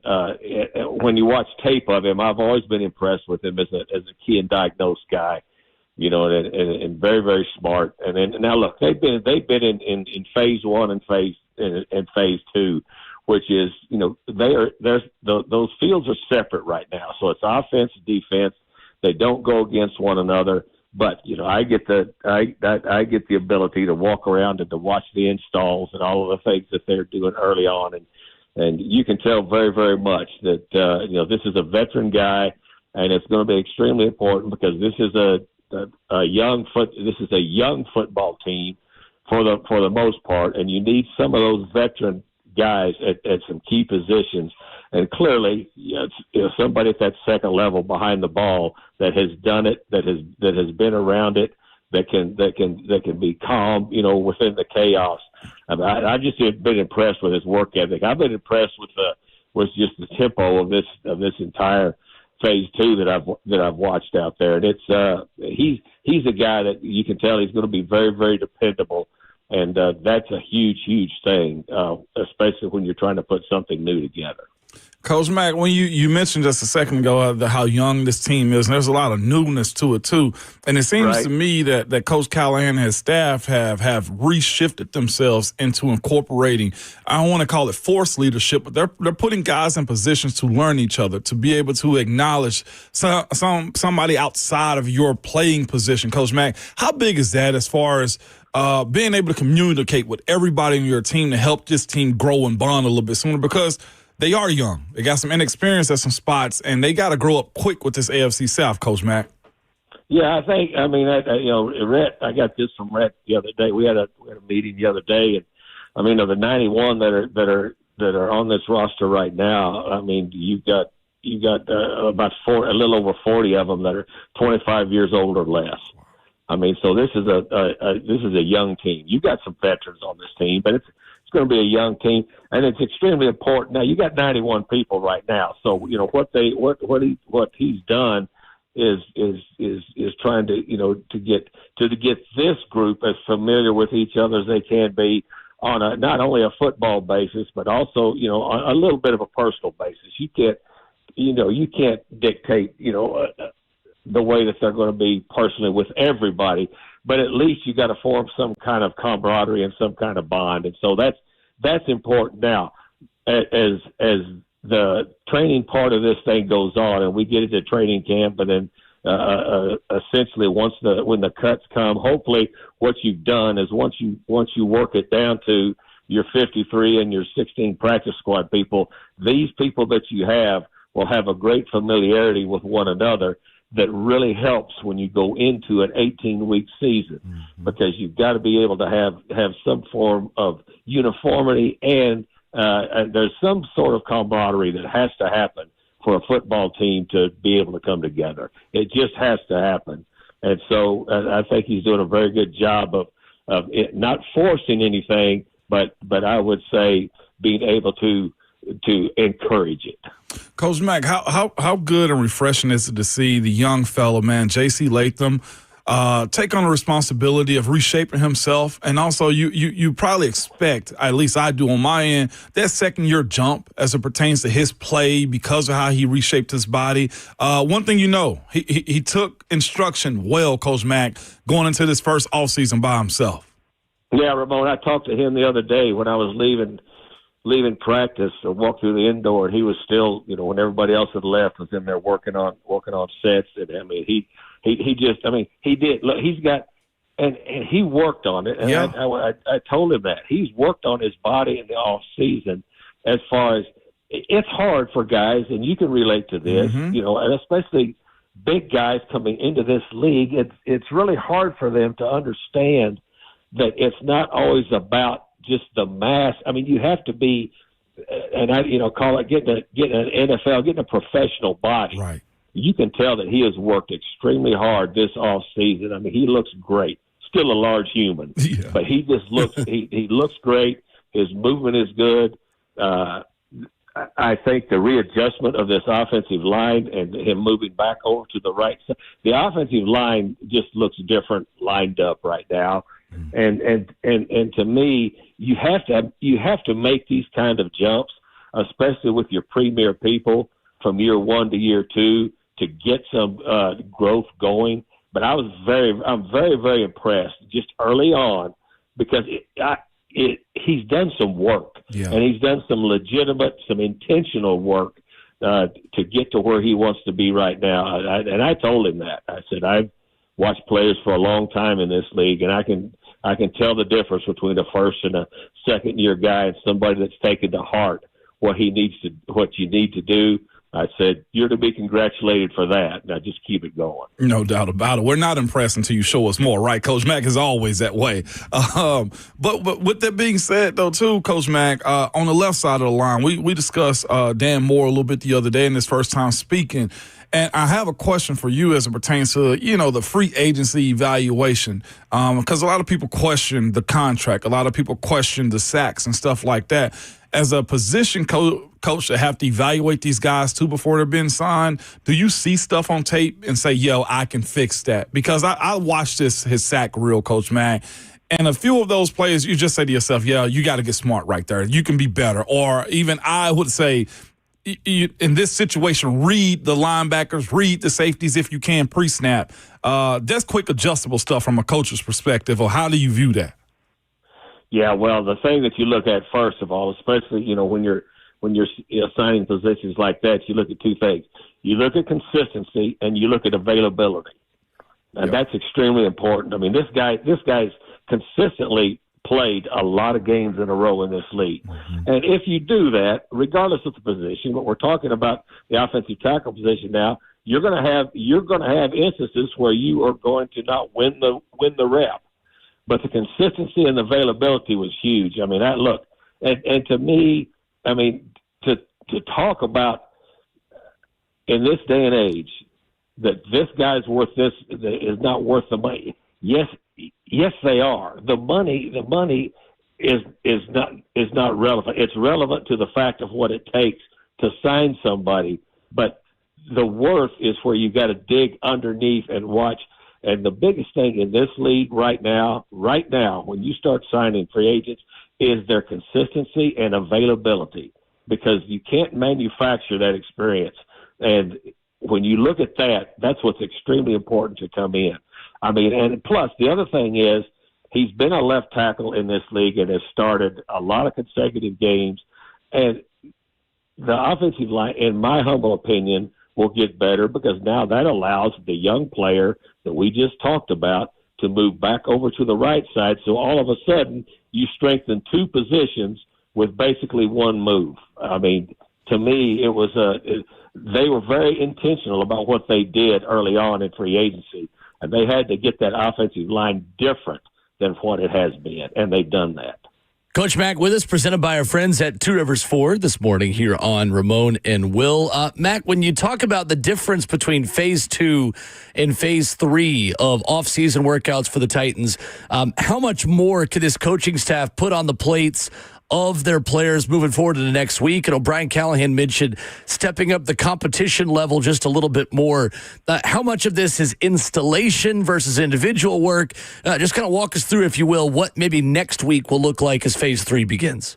Well, first of all, your installation is a linear progression. Mm-hmm. You've got your install, and you, regardless of what phase you're in, you're going to go through the installation. Now, the competition part of it, up until now, they've been on separate fields. They've been doing a lot of individual teaching, a lot of group teaching, a lot of simulation as far as adjustments. That's why I go out there and listen to the walkthroughs, because I want to see what they're going to work on that day and see who's picking it up from the early ones. All of that stuff is extremely important. That installation stays on a linear course. The fact, though, that when you go into Phase 3, the competition part of it, now you can bring your offense and your defense together, and you are allowed to have one-on-ones against the offense versus defense. You're allowed to have 7-on-7 offense against defense, and you're allowed to have team offense versus defense, still without a lot of contact, but now you can have that individual, that group, and that team competition that you talk about. This is when you're competing against somebody else, trying to defeat your individual technique versus their individual technique. That's a huge, huge part of it now, because phase 3 now, the helmets come on. There's still no pads, but now you've got helmets on, and you're able to do the competition part of it when you go into all those 3 phases that I've talked about. Mack, I thought it was interesting, Dan Moore talking the other day about how some rookies and some young quarterbacks, they get in the huddle and they have issue with the operation. They have trouble just reading out the play, communicating confidently. And he said Cam Ward has none of those issues. Said he kind of knows who he is already very quickly in the way he's operated with the veterans. Just the swagger, the poise and confidence of Cam this early in the process. Just the first step in a very long process to get ready for the season, of course, Mac. But seems to be certainly something that is consistent, that anybody that interacts with Cam Ward sees that level of confidence that this guy knows who he is. Yeah, absolutely. I haven't talked to Cam Ward yet, but I watch him and I see him, and he's very comfortable in his own skin, but he's also very, very businesslike, and it to me there's a presence about him that is a confidence that you want to see. It doesn't surprise me at all. I mean, everybody that has interacted with him, and I talk to a lot of people, just on a daily basis that interacted with him. I mean, he's the same. He's very steady, and that's going to be extremely, extremely important. And again, don't want to put too much on his plate early and to say he's this or he's that. But I can say, after a lot of years of watching guys, he's got the right demeanor, and the demeanor, especially for a quarterback, a young quarterback, he just steps in and is himself with a quiet confidence, and he's all about business. And that's kind of a common thread that I look at in all of these draft picks. They seem to be very mature and just all about the business part of it. And I think that was very intentional too, by the Titans when they were drafting this year. Coach Mack, in what world have we ever heard about a team owner being the Eagles, Jeff Lurie, give an hour speech on why not to ban the tush push, Coach Mack? As they wrap that whole fiasco up, Coach Mack, an hour speech on why not to. Have you ever imagined or been in one of those settings like that? I've been in those settings, and the answer is yes. I mean, I've been in league meetings. I was in league meetings, in 2002 we realigned all the divisions. I was in the meeting after the tuck rule and listened to, when a ball was presented to Mike Pereira, told him to get up in the middle of the room when he's in charge of and explain the tuck rule with a football in his hands. I've been in those meetings, and that's what those meetings are for. So the answer is yes. Wow, Coach Mack. How the sausage is made. Yeah, for sure. Coach Tay McGinnis joins us Thursdays here at 7:20 here on the show. Great stuff as always, Mac. Thank you, sir. Thank you, Mac. Appreciate you guys. See you. Have a great weekend. Yes, sir. Coach Tay McGinnis with us here this morning, brought to you by our friends at Two Rivers Ford, the South's most trusted Ford dealer, Two Rivers Ford. You want to do some breaking news in college football when we come back? Yeah, absolutely. The future of the college football playoff is about to change. We'll tell you how it will change in 2025 coming up next.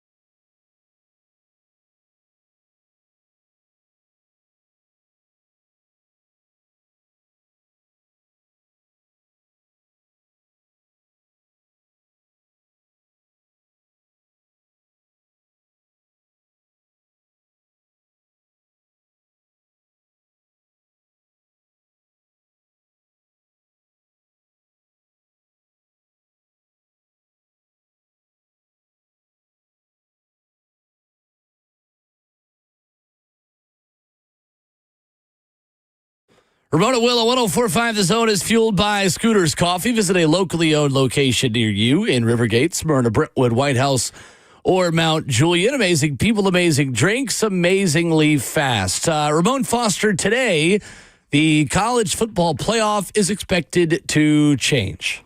Yeah, Again. For the third time in as many years, we will have a new college football playoff format in 2025. Not a major change, though, this time. Heather Dinich of ESPN.com writes that CFP leaders are having a call today and are expected to talk about potentially, all right, well, a lot of conditions here, are expected to talk about potentially changing the seating for this fall. It is possible they could vote on a straight seeding model where the selection committee's top 4 teams would earn the top 4 seeds, according to sources. Ross Tellinger was a little bit more direct with this. Said the current 12-team format under consideration. Let me go find the exact tweet from Dellinger because I had pulled up his follow-up. Yeah, here we go. CFP executives are scheduled for a call today where many of them expect to adopt a straight seeding model for the 2025 playoff that would feature a financial compromise. So, essentially, this is what the playoff would have looked like this past season, Ramon, with the new format. First of all, Tennessee would have had a home playoff game. That would have been awesome. Instead of going to Ohio State. You would have had Indiana, Boise State as the 8-9 matchup, winner getting Oregon. You would have had Notre Dame hosting Clemson as the 5-12 matchup, with the winner getting Penn State. Mm-hmm. You would have had Ohio State hosting Arizona State. They would have had to deal with the cold. The winner would have gotten Texas in the quarterfinals. Tennessee would have hosted SMU. Yeah. Yeah. Would have loved that. Would have been a bloodbath. I would have missed it. Respectfully to SMU and Kevin Jennings. Tennessee would have been at least a 9.5-point favorite over SMU at home. Would have been rocking and kneeling. The winner would have gotten Georgia. Yeah. In the quarterfinals. At a neutral site. Yes. I like this model a little bit better. I know we talked about the reseeding aspect of what the NFL is trying to do. I don't like that version of it. This version for college, I think, is a little bit different because I think like the top ranking teams in the NFL, in college, are just that. The schedule imbalance is way different in college football. Like, not every conference championship is created equally. Exactly. That's the biggest point of it all right there. I mean, if you're ranked 1 through 4, like you legitimately have beat people, you're that good as a team, your roster is set that good also. It's not like you said, like, who was it that hosted? Was it Arizona State? Arizona State that hosted, if I'm not mistaken. They got a bye week. They got the bye week. That's what I'm saying. Like there's a big difference between getting the 3 seed and the 1 seed. Yeah, exactly. Yeah. And this where I think this makes sense. And college football has always been this way, where your rankings, it's always been a 1 through 25, right? Mm-hmm. And those I feel like mean a whole lot more. Even if it's multiple teams coming out of the same conference, right, this hits a little bit different. Like, you are the best of the best. This isn't a divisional thing, right, inside of a conference. Well, it actually rewards the 1 seed. Yeah.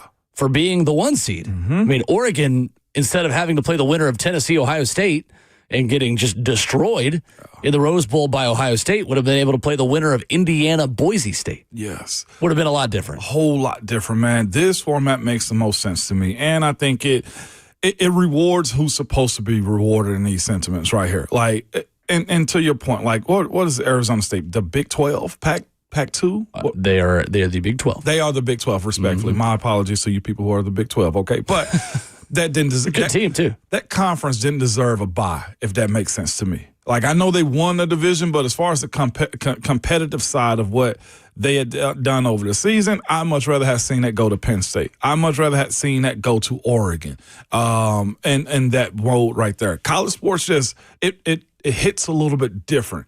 Yeah. As opposed to what the NFL is supplying you on a day-to-day basis. What about Boise State? Boise, yeah. Boise State got a bye week. Why? In the college football playoff.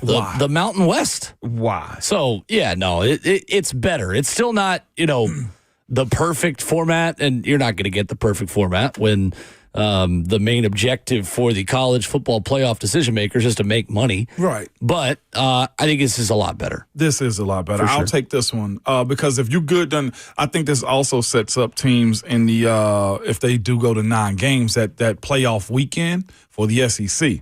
Like, you're really going to have to work yourself into this top seed. I think this takes away from piggybacking during the season. Yep. If you can get a top 4 seed, yeah, you want that absolutely. Did you see what Matt Rule said yesterday, Nebraska head coach? Matt Rule. So apparently he was joking, but he said, the more spots, the better, man. Just make that thing 40 teams and let's go. Oh, buddy. That's the only way Nebraska has a chance of making it, is if it is 40 teams. Said, you're talking about a league that we play 9 conference games where some others play 8.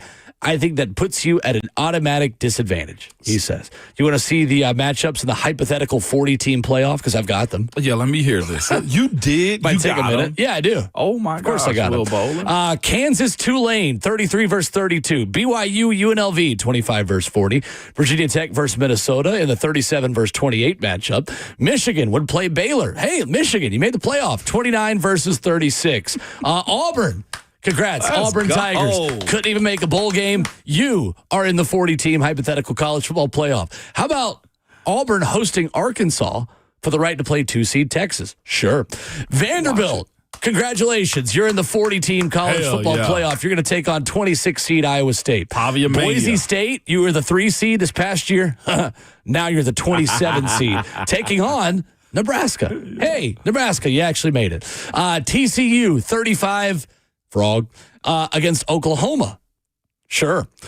They would play Notre Dame. Florida would play Clemson. Miami would play Iowa. Penn State would get a bye. Georgia would get a bye. Colorado, Shedeur Sanders. Hey. Colorado, Indiana would have been a first-round matchup in a 40-team playoff. He would have had to learn more names of his players because he didn't know his quarterback's name midway through the season. South Carolina, LSU. Ooh. Interesting. Now, that would have got spicy. South Carolina LSU would have been the, I don't know, the seeds are really small. I can't read that much. And then the Auburn Arkansas winner would have played Texas.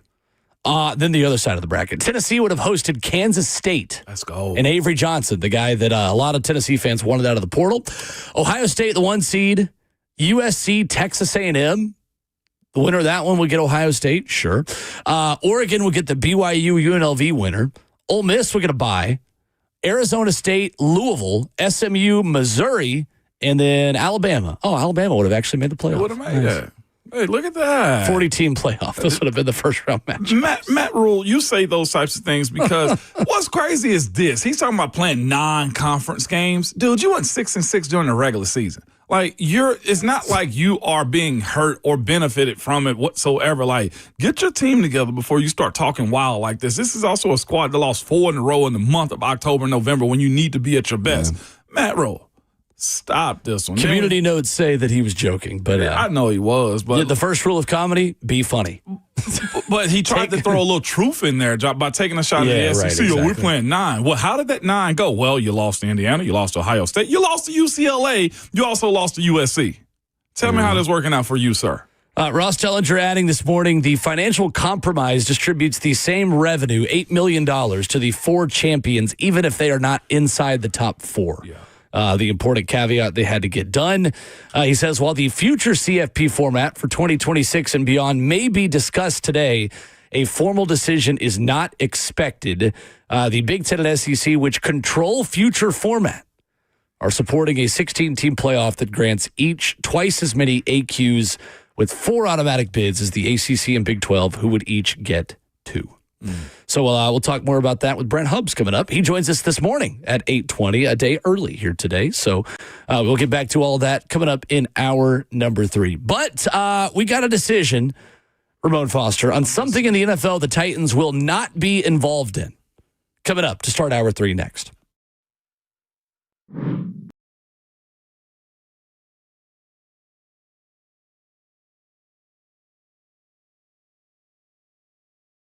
It's Ramon Foster for Hiller Plumbing, Heating, Cooling, and Electrical. Good people, man, nobody wants to deal with a plumbing, HVAC, or electrical emergency at all. Most of the time, you don't even know what it's going to cost, which sucks.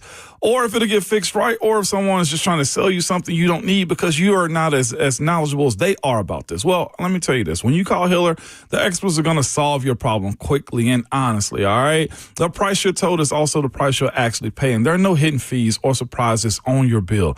You can also just learn more about visiting their website at happyhealer.com. But here's the best part about them, man. Their techs are professional, experienced, and trustworthy, and they're all background checked and drug screened, too. And when they're on the way to your house to serve you, you'll receive a photo of the tech and a link to track them in real time. No more wasting time while you wait around for somebody to show up. Their guarantee is this: Happy You'll Build the service is free. Simply to learn more about Healer, visit their website at happyhealer.com.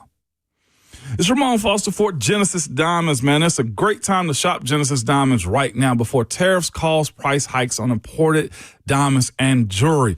Genesis is not raising its prices on their pre-tariff inventory at all. So all in-stock merchandise is an incredible value price right now. Genesis has prepared for the tariffs and made a lot of overseas purchases way in advance. Handcrafted rings, exquisite diamonds, colored gemstones, and a ton of luxury pre-owned Rolex watches. If you've got any special occasion coming up in the next 6 months or so, you need to get into Genesis now before the pre-tariff merchandise is gone. Genesis is always going to be the value leader here, regardless of what happens in the world. They were built on that foundation, but it's way beyond price. It is also their selection, their quality, their outrageously good customer service, their industry-leading warranties. And don't forget, Genesis is an exclusive retailer for all the top names in bridal jewelry. The brands other stores only wish they could get. Genesis Diamonds, where you always get more for your money, but especially right now. They're located in Green Hills and Cool Springs.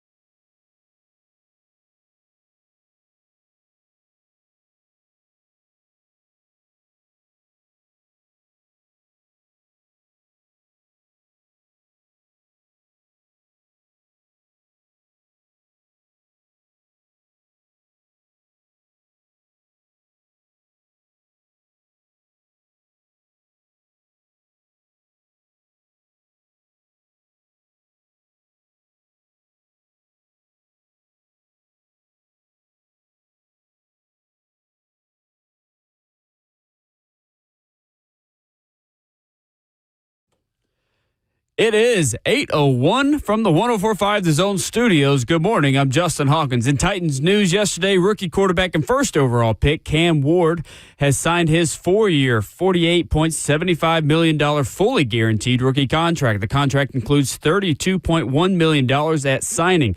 And of the Titans' 9 draft picks in this year's draft, just Olufemi Oladezio and Chimere Dike remain unsigned. In sad news in the NFL yesterday, Indianapolis Colts announced that owner Jim Irsay has passed away at the age of 65.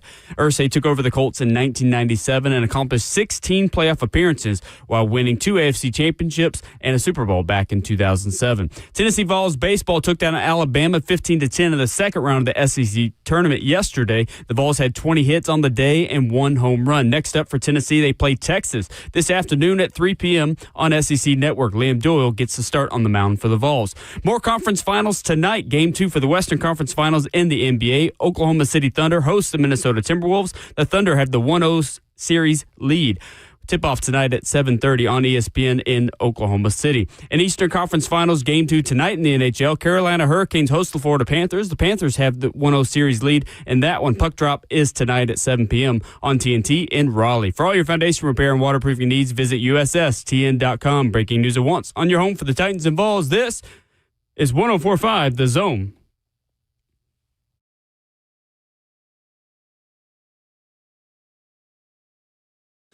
Ramon Will at 104.5 The Zone, fueled by Scooters Coffee. Visit a locally owned location near you in Rivergate, Smyrna, Brentwood, White House, or Mount Juliet. Amazing people, amazing drinks, amazingly fast as we transition to the second half of your Friday Junior Thursday morning. Ramon Foster is about to feel a little bit more like Friday with Brent Hubs joining us in 20 minutes. Need that energy, man. Hubs, We certainly man. I'm taking a well-deserved vacation, I think is what he said. So I love it. Looking forward Good to stuff. hearing how tan he gets coming back. I was nervous I was going to miss Brent for like a couple weeks because I was gone last week at a wedding in Baltimore. Thought he was maybe going to be gone tomorrow, moved to today, and then next week I'm out all week. Oh, boy, which need a break. we'll talk more about that, about who will be joining you next week here on the show. I'm headed to the beach for Memorial Day.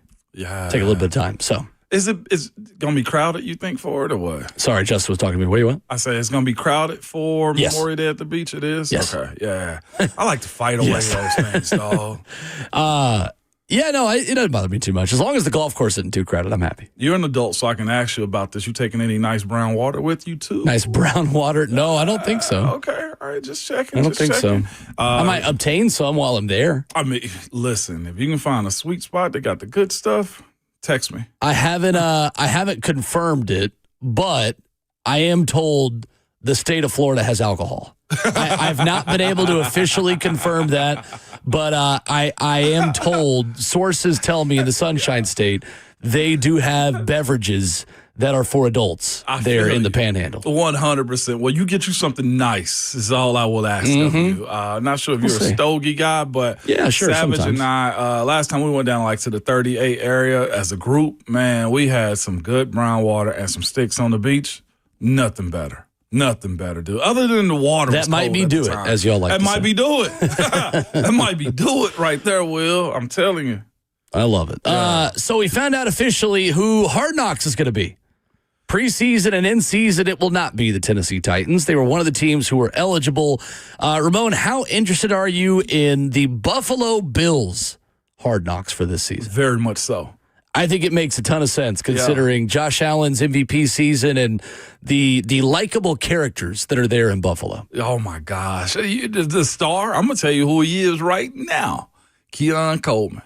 Oh, that's a great point. I forgot about that. Keon Coleman. Yeah, he's going to be awesome. I'm hoping he doesn't develop the case of the dropsies. I'm hoping he stays healthy. I'm hoping he becomes an emerging 1B to Stephon Diggs.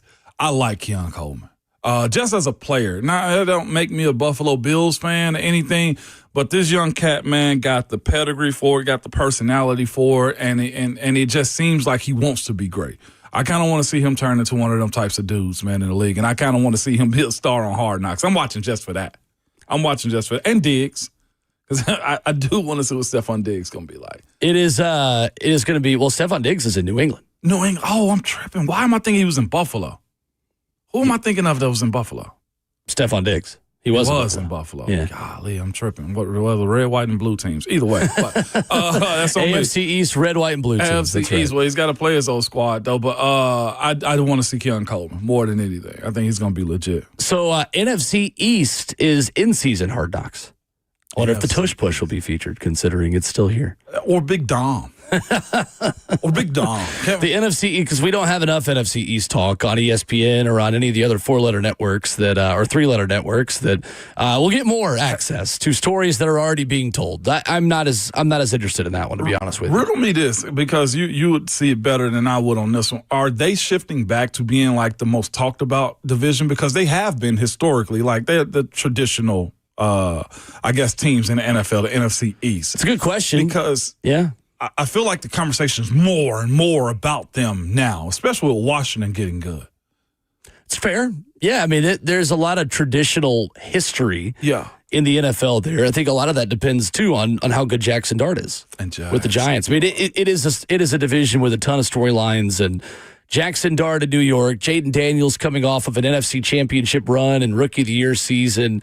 Obviously, the Cowboys, always interesting.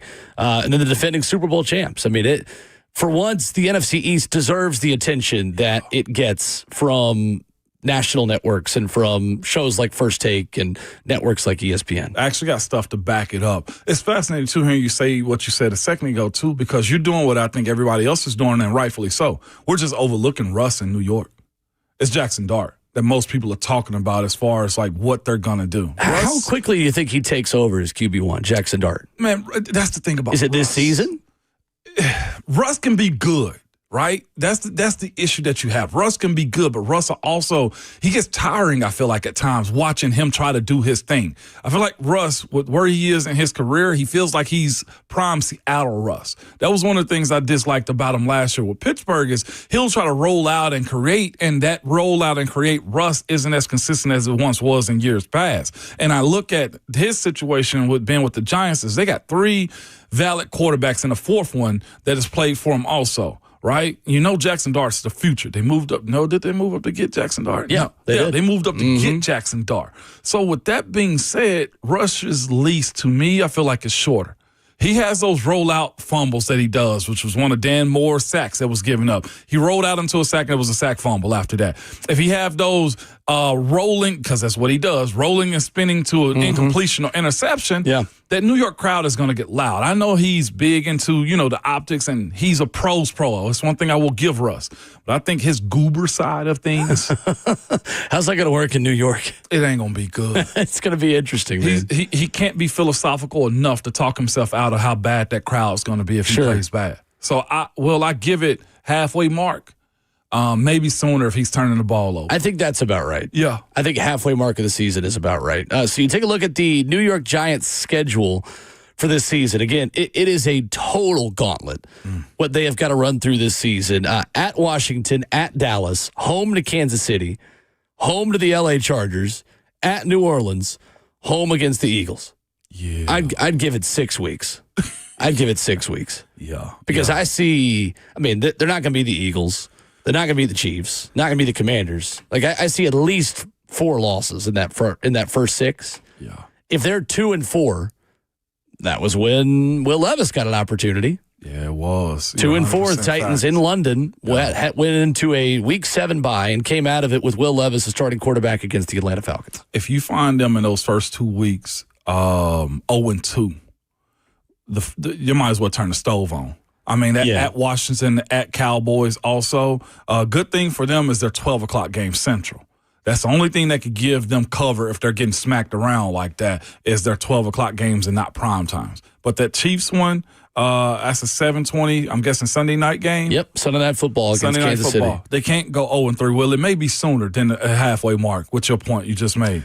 Speaking of New York sports, a heartbreaker last night for the New York Knicks. Pacers 138, Knicks 135.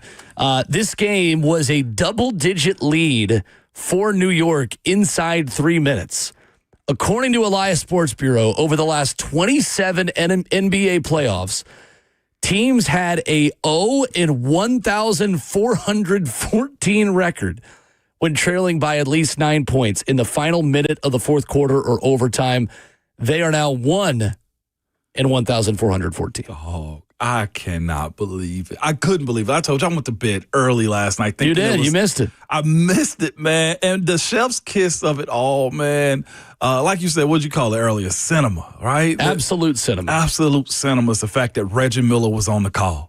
I love that also, too. I feel like when you have an allegiance to a team, you hear that passion come out. Reggie Miller tried to suppress it and couldn't last night. Yeah. Or as much as I heard him talking about it, he tried to be very, very pro Knicks guard, Jalen Bronson. He was talking about how good he was. But when Tyrese Halliburton kept cooking, there was nothing Reggie could do to hide his. So there's a picture of Reggie Miller pointing at Tyrese Halliburton after something that he did.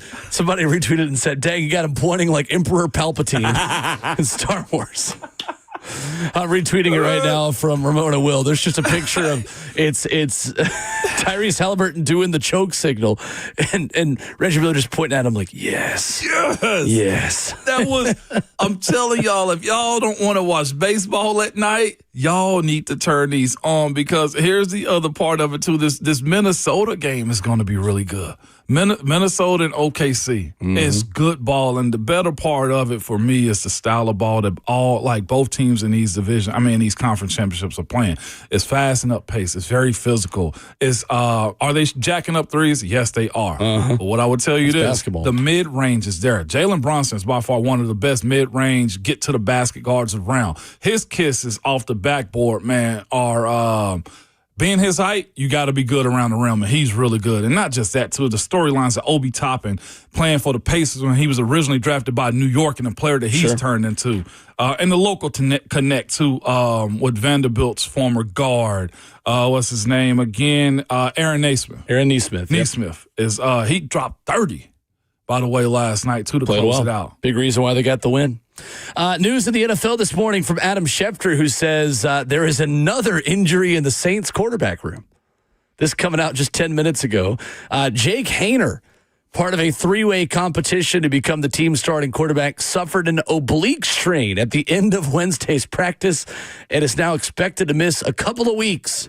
Per league sources, he will miss the remainder of OTAs, but is expected to be ready for the start of training camp. It is expected to be ready for training camp season, Ramon. Yeah. Every injury that you're going to hear in the NFL for the foreseeable future will come with the caveat, but they're going to be ready for camp. They're going to be ready for training camp. Hey, if he was more of a savvy vet, I think he did that intentionally. Okay, because I knew a lot of vets that just walk in the training room and say, "I'm iffy. I'm hurt." Well, for the veterans, man, Jake Haener ain't in that conversation. No, but he's in a battle for a starting quarterback. Tyler Shuck gonna surprise folks. I don't think so. Okay.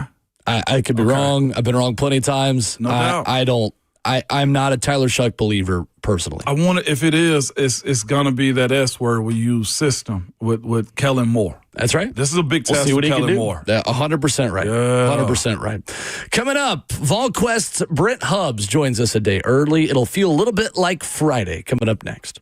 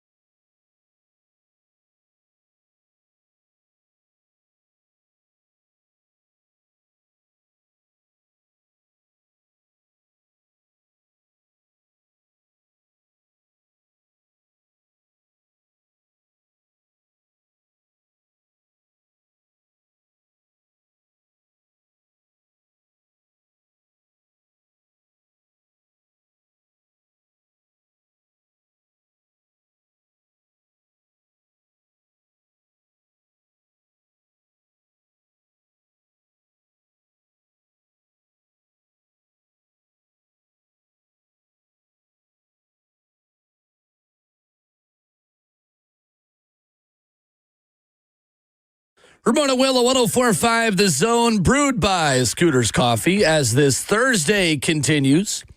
We call it Friday Junior quite a bit here on Thursdays. Alongside Ramon Foster, I'm Will Bowling. It feels a little bit more like Friday this morning as we are joined by VolQuest and On 3's Brent Hubs a day early today here on this Hour 3. What's up, Brent? How are you, sir? I'm doing outstanding, guys. It's a 4-day work week, sitting by the dock of the bay this morning. Ramon, I'll do anything for you, Ramon. I've just got back from a little leisurely stroll this morning in the sand, and here I am. For Ramon, it's all about Ramon Foster. We're 100 days away from Ramon being in the booth. Yeah. Ramon, you going to throw up pregame? I probably will. I probably will, Hubs. I'm probably going to have some dry heaving going on. I'll probably be sweating. Brent and Mike K and Franklin are going to be just calming down, whispering sweet nothings. It's going to be good, Ramon. Yeah. Hey, Ramon, avoid the breakfast burrito. That's what I heard. Yeah, that's what we are this morning, man. 100%, Hubs. Just piece of my mind together. I'm slowly going through, little small stuff. I'm reading almost any and every article just to be up on stuff. We doing this around the SEC preview, Hubs. I ain't saying I'm nervous, but there are signs. But there are signs. Mike Tomlin and Mike K. You know what I'm saying? That's a lot of truth to that. A lot of mics in my life, man. I speak on one now. And microphones. Who would imagine? Exactly, Hubs. Here we go, man. The real question is how you going to be on this ride if we have to ride together, Hubs? I got my playlist is slowly coming together. It was Brooks and Dunn right there booting Scooby. There you go. We're making progress. We're making progress, Hubs. That's all we're doing, man. That's all we're doing. We'll see.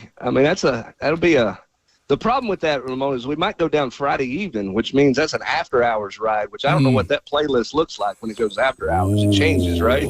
Listen. That's where Glorilla makes an appearance. That's where Glorilla makes an appearance. The Electric Ballroom and the Red Iguana come back to me. Oh, goodness gracious. Yeah. I love the fact that people are driving in Nashville going, why am I just listening to this private conversation? Hey, at least we know that the gas station at Rocky Top with James Banks had a whole lot of issues. Oh, come on now. As you're on the vacation, a little bit looser conversation, do that stuff kind of happen still, where you got to monitor the gas station wing spots or the bars and clubs that guys frequent? Are we past that era? I think we're past it because of social media and phones, camera phones. Think about it now. You standing out in the parking lot at Rocky Top back in the day, guys doing what they were doing. How many people driving by would have taking a snapshot or taking a picture and snapped it out or put it out on Twitter or social media. I think guys have to be, college guys have to be so much more mindful of that than what you guys had to be and had to do. So that, I don't think those things happen. I think guys are hanging out at other people's apartments and stuff like that. Here's the other thing too, Ramon. When you have morning practices, and it's hard to roll out on Thursday night and hit the scene. Of course, the Strip no longer exists, right? As you know it. But it's hard to go out to those things because you got to be in the complex at 6 a.m. Yeah. Unless you're Dale Carter and you just don't go to bed. Which, there's not many of those rolling around in this world. Most people need a little bit of sleep before they practice. He's the exception. It is crazy. The Strip thing too that's the one thing that I'm not old enough to say much of. Back when I was in college, but it's already changed even from when I was back in college, Brent. It pains me a little bit just driving through Knoxville and seeing the current state of Cumberland Avenue. Yeah. Yeah, it's just it's a residence now. Yeah, it's just residential, right? and it's just again us old farts that like nostalgia miss some of the. We missed some of the chicken finger places. Yeah. We missed the Copper Cellar and OCI's and those places. But, hey, we can't stop progress, right? Old College Inn, baby. Old College Inn. Golly. The dagger in my back, I'm going to be honest with you. The dagger in my back, Hubs, was Cal Holmes. Okay, that one got me right there, okay? Copper Cellar, that did me in, Hubs. That's when I knew we were done with the Strip, when the Copper Cellar left. You had Burger Wednesday at the Copper Cellar. Yeah. You go and find Charlie Peppers and get you a little get you a little a chimichanga, and life was good on the Strip. You know, sure was. It was. Sure was. Well, on to what is happening in Knoxville that looks very different than what it did a couple of years ago. And with 100 days until kickoff, Brent, if I were to ask you right now, outside of the quarterback position, which is obviously a huge question mark, what is the next biggest question mark you have about this football team today, 100 days away from week 1 against Syracuse? Aside from, I don't think Jamal McCoy's good. It's hard for me to see him being ready game 1. So I think I'm curious to see, is that Colton Hood? Is that Jalen McMurray? But if you're talking about position, it's about the receiver spot. Because, Chris Brazel had some catches last year, but I don't think anybody believes he had the year that we thought he was going to have going in. So I think the biggest question, and it goes hand in hand, is quarterback and wide receivers. Because I think teams are going to start out letting Tennessee run the ball, and kind of do what they do and see if they're committed to driving the football. And then if they don't worry about the receivers out there, they might actually put some extra people in the box, and you don't empty the box out with formation. Instead of putting the safeties back and, worry about the ball getting thrown over your head, if you don't think the receivers are a threat to you and you can play a man up outside, you might get extra people in the box and defend the run game differently. Now, nobody did that last year, and Tennessee wasn't the most effective throw-it-over-your-head football team, as we all know. But somebody's got to make a play at receivers. So for me, it's going to be about receivers. Now, you say that, and it's like, well, if your 4 new offensive linemen can't block anybody up there, then who cares what the receivers can do? So, Ramon, it probably starts there in all reality, because if you can't block them, then you can't run it. And if you can't block them, you can't protect it, then you can't do a whole lot on offense. So I just feel a little better about that offensive line. I think David Sanders is going to have some growing pains, but he's going to be a good player. I love Wendell Moy. I do. I think Wendell Moy is going to be a really good player. I think that was a really good transfer portal get for Tennessee. I think he's going to be an anchor for them at guard inside. I love his physicality. Brent, talking about that running game, and I know you guys are doing position previews right now at VolQuest.com, and great stuff there. You wrote about Peyton Lewis finding a different gear to his game in the second half of spring practice. What was he doing that coaches liked, and what was he kind of doing to maybe come on strong a little bit and put himself back in that conversation as 1A and 1B with Deshaun Bishop for this season?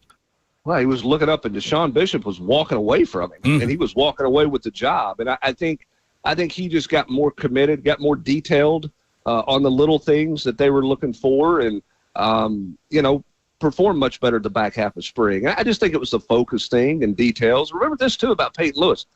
First time he's ever gone through a college spring. Last year he was hurt. And so, and Ramon, you can speak to this, when you come in, the first time you kind of go through the full year-round cycle, it's different. And I think for Peyton, he had to kind of get his sea legs under him a little bit, like, hey, this is not high school spring ball, and he was probably on the track, not going through a lot of high school spring ball. So it was kind of a new thing for him. And I just think he had to focus the way he needed to on the little details, things he needed to do to get better. And I think, the interesting thing about that whole room is I think that's going to be as competitive as a position group as Tennessee has on this football team. Now, the question is, are they going to play 2 or are they going to play 3? How are they going to play? Because you've got Bishop and you've got Lewis, who I believe are 1A and 1B. And then you've got the freshman DeJuan Morris, who's got a lot of skill. Where does he go? Where's Star Thomas factor into this? And does Darrell Sims play 3 or does he play 2? Last year he played 1, basically. He spelled Sampson some, but they obviously leaned hard on Dylan Sampson. So how do they manage that position group? How do they distribute the carries is going to be interesting to watch. And I think because players are not real sure, I think that is a very competitive group this offseason to get ready for fall camp. No doubt about it. Our good friend Brent Hubs is with us this morning. If you guys aren't subscribed to VolQuest, please do, because Hubs is doing a position-by-position preview. And I kind of want to go to the linebackers right now. You mentioned Wendell Moy being one of the big pickups for the Vols. I like to throw in there Coach Inge, linebackers coach. Having run into him, seeing how intense he is, and not just that, seeing a response from him with Jeremiah Tillylander and also the expectation of Arian Carter. What you expect from that group, Hubs, going into this fall? Because they got to lead in a big way. Well, I think Arian Carter is has the highest ceiling of anybody, and I don't think he's hit that ceiling yet. And that doesn't mean he's played poorly. I just think his ceiling is that high. I'm fascinated to see what kind of steps he takes this offseason, coming off the shoulder injury, from a leadership standpoint, from a get guys lined up. He got thrown into the fire that way a year ago because Keenan Peely was the old guy who was going to handle all the checks and get everybody lined up. Peely goes out with the injury, and then here all of a sudden Arian Carter's being thrust in. It's not just about playing fast and doing your job. Now you got to make sure everybody else is where they're supposed to be. I'm really fascinated to see his growth mentally.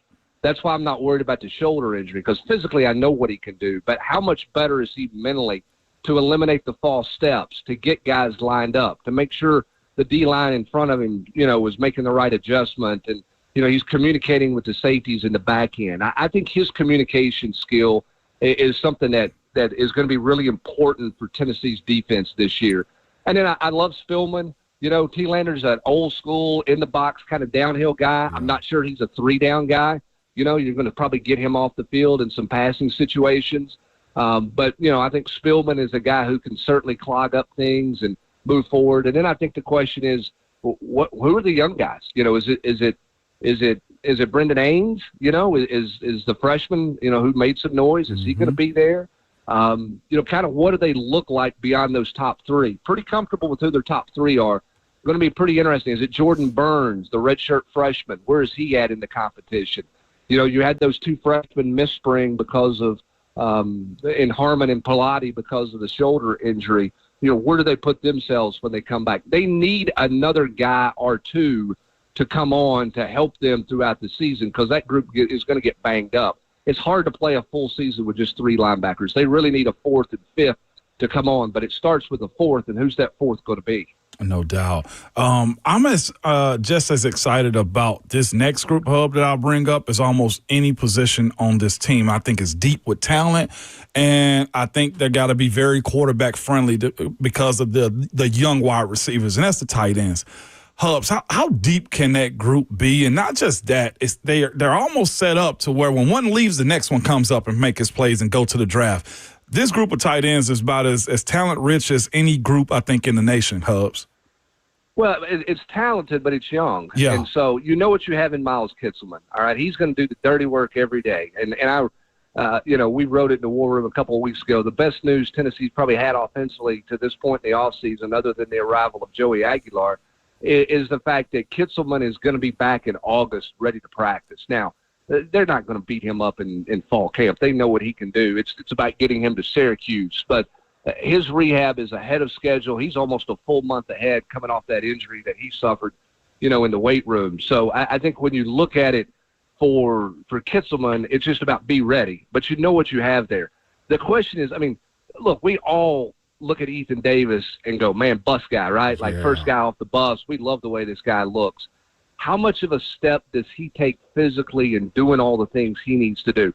I love the fact that he and Kitselman have gotten so close, and he considers Kitselman a real mentor. And I think Miles has really tried to help him understand how to be a tight end instead of a big wide receiver lining up at the tight end position, because there's a magnitude of difference there. Mm-hmm. And I think Ethan Davis is getting more physical. But you got to remember this about Ethan Davis. There were weeks last fall he didn't play a snap because he was so inconsistent during the week on the practice field.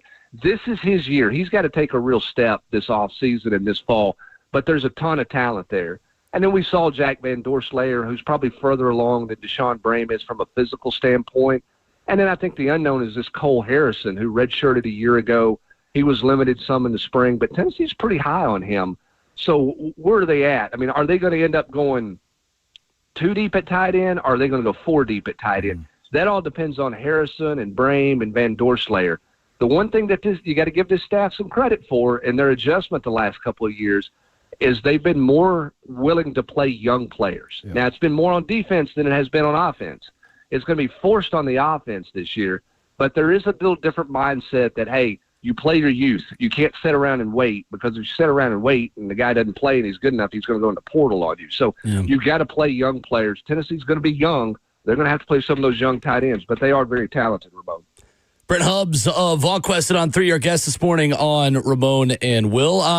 Brent, I got the chance to see Joel Wyatt yesterday doing the state track meet. There are not a lot of guys at 6'4" that move like that with his size, running a 10.7900 yesterday at the state track meet at Spring Fling in Murfreesboro. I know he is scheduled to be in town for the 865 live event coming up. Just how big of a battle is brewing there with Vanderbilt, and how big of a weekend is this coming up for Tennessee to get one of the top players in the state and a top 60 player in the country? Well, Vanderbilt's definitely in it right now, for sure. And, I mean, again, we've talked about this. You've got some schools with the rev share coming in that are in a different place financially than they've been the last couple of years. So you have to, the haves, there are more haves than there were. Some of those have-nots are haves now because they've got money. And he's a priority for Vanderbilt. He's a priority for Tennessee. I think getting him to town this weekend is huge. I think it's really important. LSU's still trying there. Ole Miss still trying in there. Vanderbilt's certainly in there. Tennessee needs a good weekend with him. He likes Tennessee. I think the people around him like Tennessee. But Vanderbilt's done a really nice job recruiting him and gotten themselves entrenched in there. And I think that's going to be a battle to the finish line with him. But, boy, he is a pretty-looking athlete. There's no doubt about that. Whew. Unbelievable. When you see those, you go, hey, that's how they're supposed to look. Yeah. Unlike me. That's how they're supposed to look. That's what they were saying about me in 03. I'm with you. What, they were saying you're supposed to look like that? That was Ramon was the kicker for Ripley High School. They were saying, that guy looks a little different. Ask my opponents about me then. Ramon, that was pre-camera phone days. Man. Come on now. No face, no case, Hub. That was taking your toe and kicking it to the uprights. Did you pull your toe back? Did you have one of the straps? I did. Did you kick straight on and pull the toe back? Yeah, I did, 100%. And ran down and made tackles on kickoff. Legendary. You were before your time with the new kickoff rules in 2025. More you can do, baby. Brent, I wanted to. Hey, did you put that on your huddle highlight? Did you show your skills? We didn't have that back then, man. We was on scout.com back then. Back in the day. I love it. Brent, I wanted to ask you about Zach Groves real quick, the East Robertson product. We finally got one of the Groves. Convinced to Tennessee, 6'4", 240, and a lot to like about this prospect. Yeah, no doubt. Great upside, edge rusher, 240, who's obviously only going to get bigger and stronger. And he's got a twitch about him. He's got some body lean about him. I think that's a guy with a high ceiling, certainly a priority for Tennessee and has been that way. And, Tennessee assumed nothing there and really worked at that one. And, he just wanted to get it done. And I think we're seeing that a little bit more and more with the recruiting process, that a lot of kids and their families are just kind of wanting to get it done. When they went to unlimited unofficial visits, a lot of us thought, man, some of these kids are going to take 12, 15 visits. Nobody's taking 5 official visits anymore. Like, guys are just getting stuff done. They just don't want to be necessarily bothered by the process as much as they used to, because it's obviously different from a financial standpoint. And, when you get your number where you like it and you like the place, you just get done. And I think that's why you're seeing so much recruiting being done, 6 months before signing day, because guys aren't taking 7 or 8 official visits, and they're getting it done before their senior season starts. And by the time they get to this part of the summer, heading into their senior year, they've got it whittled down pretty good to 3 or 4 schools, because they've, taken a bunch of unofficial visits when they were young, and the process is just ending faster. It's just it's different than it was, several years ago, when everybody's like, man, it's unfair. They only get 5. I mean, they ought to be able to take 6 or 7. I mean, you don't get anybody to take 5. Somebody takes 3, man. They got a heavy visit load anymore. Hubs, real quick, too, man, just to condition the people, because it seemed like it may happen, but Danny White was also named the AD of the Year by the Sports Business Journal. And I stopped on business because business must come first for a guy like Danny White to keep this thing afloat. One, congrats to him, Hubs, speak on that, but also just the idea that business with Adidas might be a thing. Well, I mean, it is. I mean, business with Adidas is definitely a thing. They're going to be in the hunt here. They're going to make their pitch. They'll make their formal offer, and Nike will have 15 days to counter if they want to counter. We'll see where it's at. I mean, I think the finances of this is a big deal. I think for a lot of kids, they're brand loyal. They like it, but at the end of the day, I don't know how many kids Nike brought to Tennessee when they switched versus when they had Adidas. And I can't sit here and say, I think making the switch is going to cost Tennessee kids either. But time will tell on that. But there's so much more involved in making those decisions now. I think what's fascinating, and obviously Tennessee's having great success under Danny White. There were a lot of good things in place, and he's accelerated those things, and he's helped contribute and make those sports who are already established with good coaching be better because of the resources he's given them and the things that they've done, and he's grown the budget and all those things business-wise. This next week is going to be really, really fascinating because you got this new state law that Tennessee's put into place that's contrary to anything that the commissioner and the SEC and the commissioners and other conferences want. What's the reaction to that? What's it going to be like in Destin? Are other schools going to get on board with what Tennessee is doing and what they want to do in the state? Danny White's going to stand on the table, I would say, because he's already championed collective bargaining. He's been about collective bargaining for a year and a half because he thinks ultimately that's where this thing has to land to get some parameters in place for paying kids and managing NIL. I don't think a lot of the powers that be that have put this commission in place to try to regulate it, I don't think they're in a position of collective bargaining. They've spent too much time putting this plan in place that they think it'll work, and all these states, including Tennessee, are coming up with ways to circumvent their plan for management of it all. How does that look? I think it's going to be a really fascinating week next week and an interesting summer because it feels like this is going to kind of come to a head with these conferences and states doing stuff like Tennessee's done. VolQuest Brent Hubs joining us this morning here on Ramon and Will, getting a well-deserved vacation this weekend, joining us a day early. Appreciate you making time for us, Brent, and we will talk to you soon.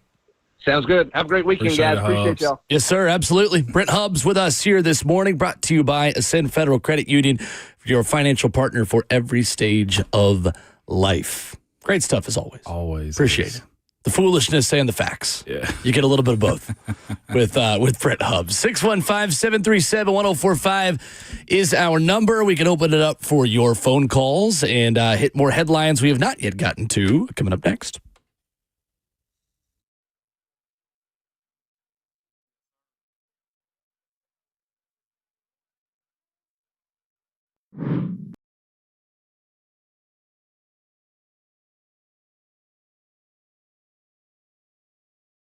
It's Ramon Foster for the Wellness Institute of Nashville. Good people, they got a deal that is so sweet right now, man. It's 47% off their non-surgical spinal decompression for 2025. And that's because Dr. Mitchell and Dr. Ashley, man, they will not give up on you. When it comes to back and knee pain, Dr. Mitchell and Dr. Ashley are in the trenches fighting and help you win that pain battle. I was just there on Tuesday, man. Again, I tell you guys, no more than 5 minutes in the weight room and you're in the back. They're working on you as soon as you get there, and when you leave, you feel awesome. And not just that day.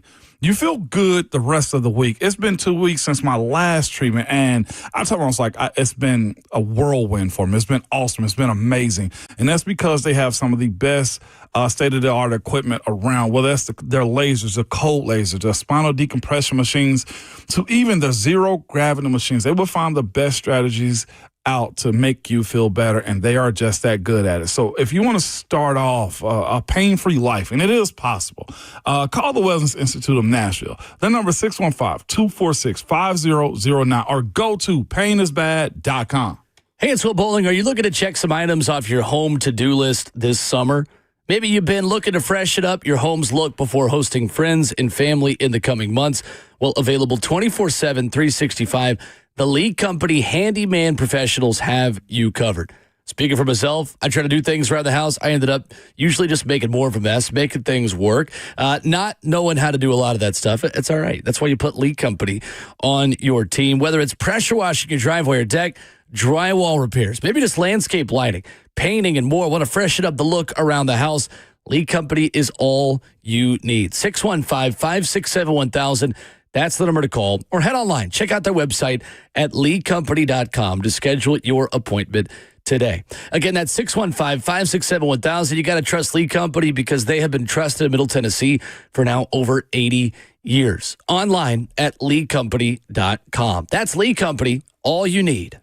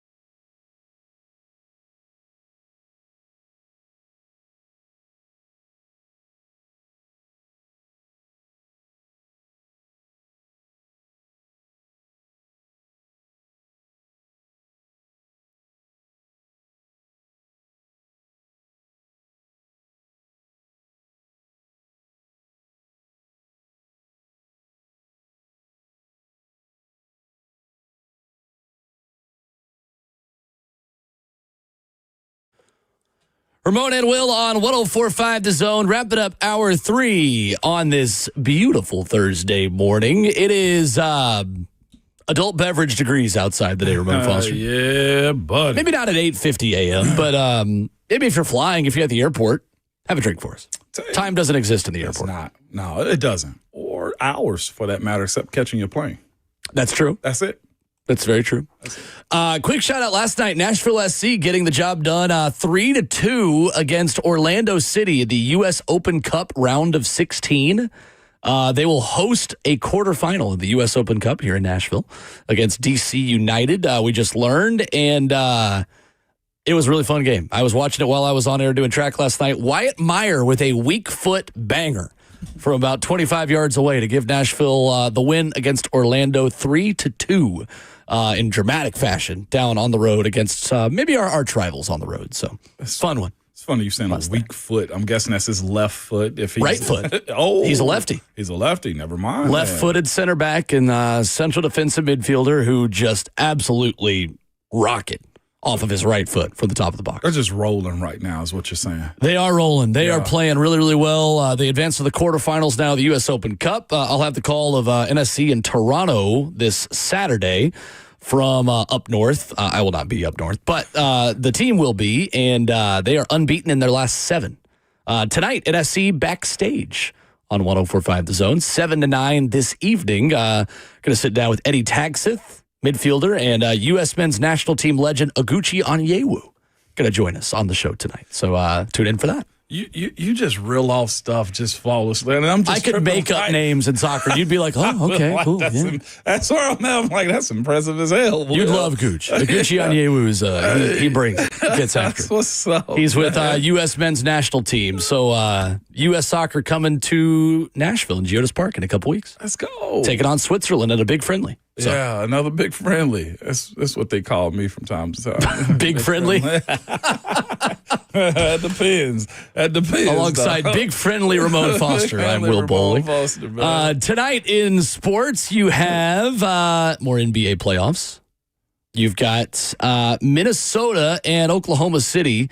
Oklahoma City, a 7.5-point favorite as the Timberwolves look to get back in the win column after getting blown out in game 1 of that series. And SGA, Shai Gilgeous-Alexander, also won MVP yesterday also. So I expect him to have a good game, but this is also one of those moments where Anthony Edwards got to answer the call. He's been loud. He's talked a lot, and he's also backed it up too, but they got to steal a game. And this is the one Indiana already did. It's stealing one at the Garden last night. So this is where they have to answer this call. He can't go down 0-2 against this squad. They cannot. They're too good. And they built that team, too, organically.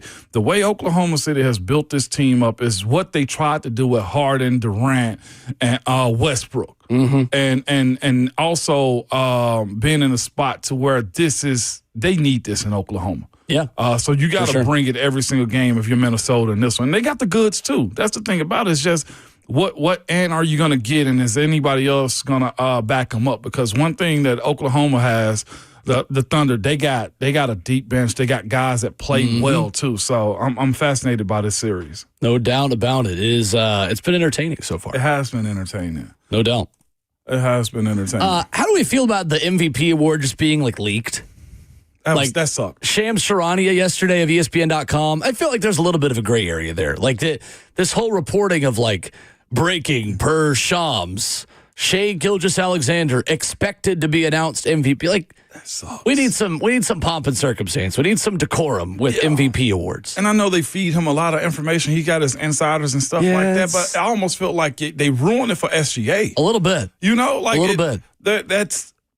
I know you're a newsbreaker, but sometimes just hold up. Let the people who are getting those awards announce that or be surprised by it too, because and that's the other part too. ESPN playing the game on the bottom ticker. SGA is expected to be no, he is. Yeah, no, he is. If you're gonna report it, just own it. Do the breaking news thing. I know. Just break the sound is what you're gonna do. I thought that was Bush League. I saw that while I was watching the Tennessee-Alabama baseball game yesterday. Just kind of Okay. Yeah, okay. To me, it's more on whoever leaked it to him than it is for Shams. Because at that point, if he's getting the info, you might as well go ahead and report it.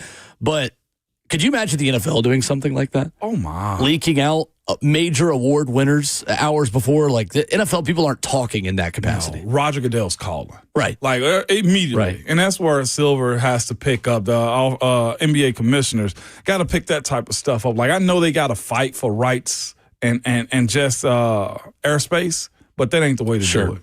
Right. Meanwhile, the NFL is still just talking about the tush push. And schedulings and everything else like that. If I get another email from an NFL team about booking flights to games and stuff like that, they're all in their promotion era right now. They absolutely are. From the Titans, just the Steelers, I'm just like, y'all got to stop. Yep. But it's what you do. You sell your team. So I've gotten a ton of emails from the NFL side of that. 615-737-1045 is our number. We will reset the headlines for you if you have been sleeping in this morning. We're starting your 9 to 5 coming up as we do to start the fourth hour. Going to get into a big topic in hour 4 about how good the Titans could be if Cam Ward wins Rookie of the Year. In our RKW Hypothetical series that we continue through the spring and the summer. But coming up, though, Coach Mack talking about Jim Irsay, who passes away yesterday at the age of 65. We'll lead off hour 4 with that coming up next.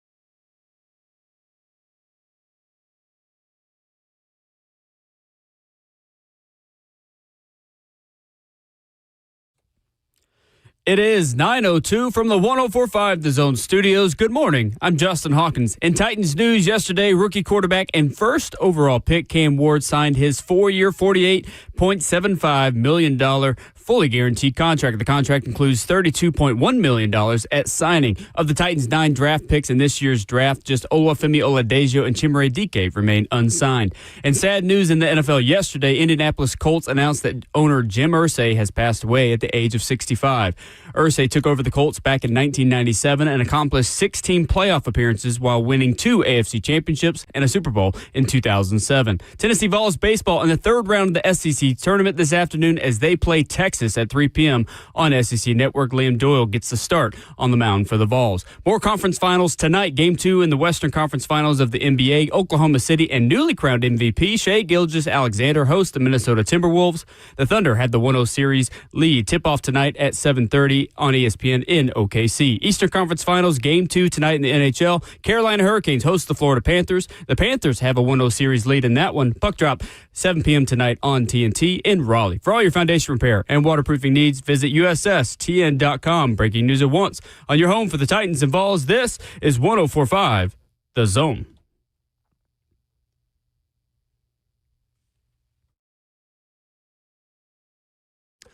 Ramon and Will, 104.5. The Zone is into the fourth and final hour just like that. Already. We are there on a beautiful Thursday morning, a Friday junior with the 11-year NFL veteran and Vol for Life, Ramon Foster. I'm Will Bowling. Justin Hawkins, our producer. 615-737-1045 is the number. Coming up in 15 minutes, what if Cam Ward wins Rookie of the Year? How good can the Tennessee Titans be? What would it take for Cam Ward to have a Rookie of the Year season? Is this defense good enough for the Titans to be a little frisky if Cam Ward has a Rookie of the Year season? We will talk about that coming up in 15 minutes. But yesterday, Ramon, it became official. Cam Ward signing his number 1 overall pick contract, a 4-year, fully guaranteed $48.7 million, and putting pen to paper at Ascension St. Thomas Sports Park. Man, got the business behind them. I always say football is a beautiful sport with business behind it. As soon as you can just play football, the better it is for you, man. And it just makes it weird, too, discussing contracts at time, especially when you're new to the league and you got to be paid this amount of money. What do you ask for? How do you go about getting to this point? How much are you guys going to pay me up front? Well, we don't have those issues anymore. This is a football mode mentality moving forward only. And that's the beauty of getting that deal done so quickly. So congrats to him. That's huge. And now, Will, the pressure comes. This is where we get to see what kind of guy he's going to be, how this team's going to look towards him, and also this fan base. I think a lot of people are viewing this Cam Ward draft and signing, man, as it's very optimistic.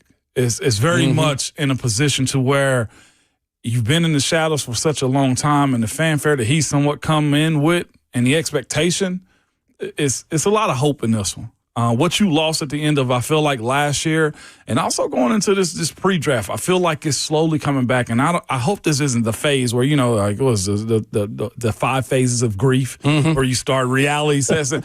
I hope it isn't that, because teams do this time of the year, fans included, get to we got a shot, and to changing your plans for the fall around. So this is interesting. I can't wait till we have this discussion about what this, Rookie of the Year can do for him. But this is some cool stuff for him. Sad news yesterday of the AFC South as Jim Irsay, longtime owner of the Indianapolis Colts, passed away at the age of 65. The Colts releasing a statement saying that he passed away peacefully in his sleep yesterday afternoon. He dealt with health issues as of late, had been treated for severe respiratory illness last January, and in March of 2024, he said he was doing well after his 26th surgery in the last 7 years. 2024 NFL season was Irsay's 38th with the Colts. He became the NFL's youngest general manager at 25 in 1984, taking over as the Colts' principal owner in 1997. He saw the Colts advance to the playoffs 16 times, win 2 AFC titles, and 1 Super Bowl. Ramon, I feel like his tenure as a GM not something that's discussed very much. I don't talk about it at all. It never crossed my mind, Will, as far as like the moves and stuff like that was made and how he, being from the family, took on that job of being a general manager. It seems to me he was in a better spot than what Jerry Jones is in his role, right, as it pertains to trying to get a team back. And not just that, but as far as under his watch, too, being able to get a Super Bowl. And just some of the things that they've done, whether intentionally or unintentionally, the drafting of Peyton Manning, right, being in that conversation and trying to do the exact same thing with Andrew Luck. They've made some risks. They've started a wave of trying to keep Indy above board as it pertains to the moves they've made and the play they have on the field. One thing you can't say about them is they've forever been a bad team. No. Yeah. They've consistently put a good product out there for the Colts and made it a headache for the Titans over the years. I mean, for a long time, right? They are the perfect example of a franchise who got quarterback luck in their favor, no pun intended, twice in a row. Yeah. In the way they were able to be bad at the right time to get Peyton Manning, the way that with Peyton Manning's injury, they were perfectly set up to find his successor in Andrew Luck. Now, their luck has kind of run out since then. Yeah. And for Indianapolis, hasn't been the same level of contender, but certainly sad. Just 65 years old, Jim Irsay, gone too soon. And, of course, the Colts organization and the Irsay family, we certainly give our thoughts to them today. Coach Dave McGinnis was on with us earlier this morning. Of course, Coach Mack has a connection to anyone in the NFL and had this to say about Irsay. Well, yeah, he came up in the business. I mean, clearly, he was, the business was his life. And it was his life, in a lot of different avenues. And, you hear the testimonials of the guys like Peyton Manning and people that he was very, very important to. And as I said, the Irsay family has been a big part of the National Football League for a long time. It's the same way as, of course, when Virginia McCaskey passed away, earlier this year, of course, she was, 101 years old and had been in it her whole life. But having worked there and knew her very, very well, I know how important it is for these families that are really legacy families in the league. And most of the next and the generations just continue to, just like at the Steelers, the generations just continue, to be in the family business, with air quotes. That is, it's very, very prominent, and it's also, they become public figures even before they even try to be. That was Coach Mack with us earlier this morning. As always, you can get any of that wherever you download podcasts from Hour 2 here on the program. I think that was a cool point that Coach Mack brought up right there, too. How the family members become celebrities almost in a sense, too. And Irsay somewhat became that in his career. I know here, Miss Amy Adams-Strunk is, too. And you know the names, and then you learn the faces. And then there's also that side of it where they make themselves uniquely available to fans and stuff, too. I know Irsay was out and about a good bit. Jerry always is. And I know the Rooneys have been for a while, too. Yeah, so sure. These people become celebrities. You almost feel like your allegiance to the team, that you are part of that family, too. Pretty incredible that Robert Irsay, who was Jim's dad, businessman, he bought the Baltimore Colts in 1972 for $12 million. $12 million for an NFL franchise. I was going to let it breathe there. Goodness sakes. Here's the other part of it, too. You got to be able to have that type of money back in that day to make that type of purchase. That was a lot of money back then. That was a lot of money. And probably foolish to think of, too. Like somebody, I'm sure there's business people, you're buying a football team. You believe in the NFL, and now look at a $1 billion industry right now. Multi-billion-dollar industry. So coming up, we are continuing to ask hypothetical questions about the upcoming NFL season in the AFC South.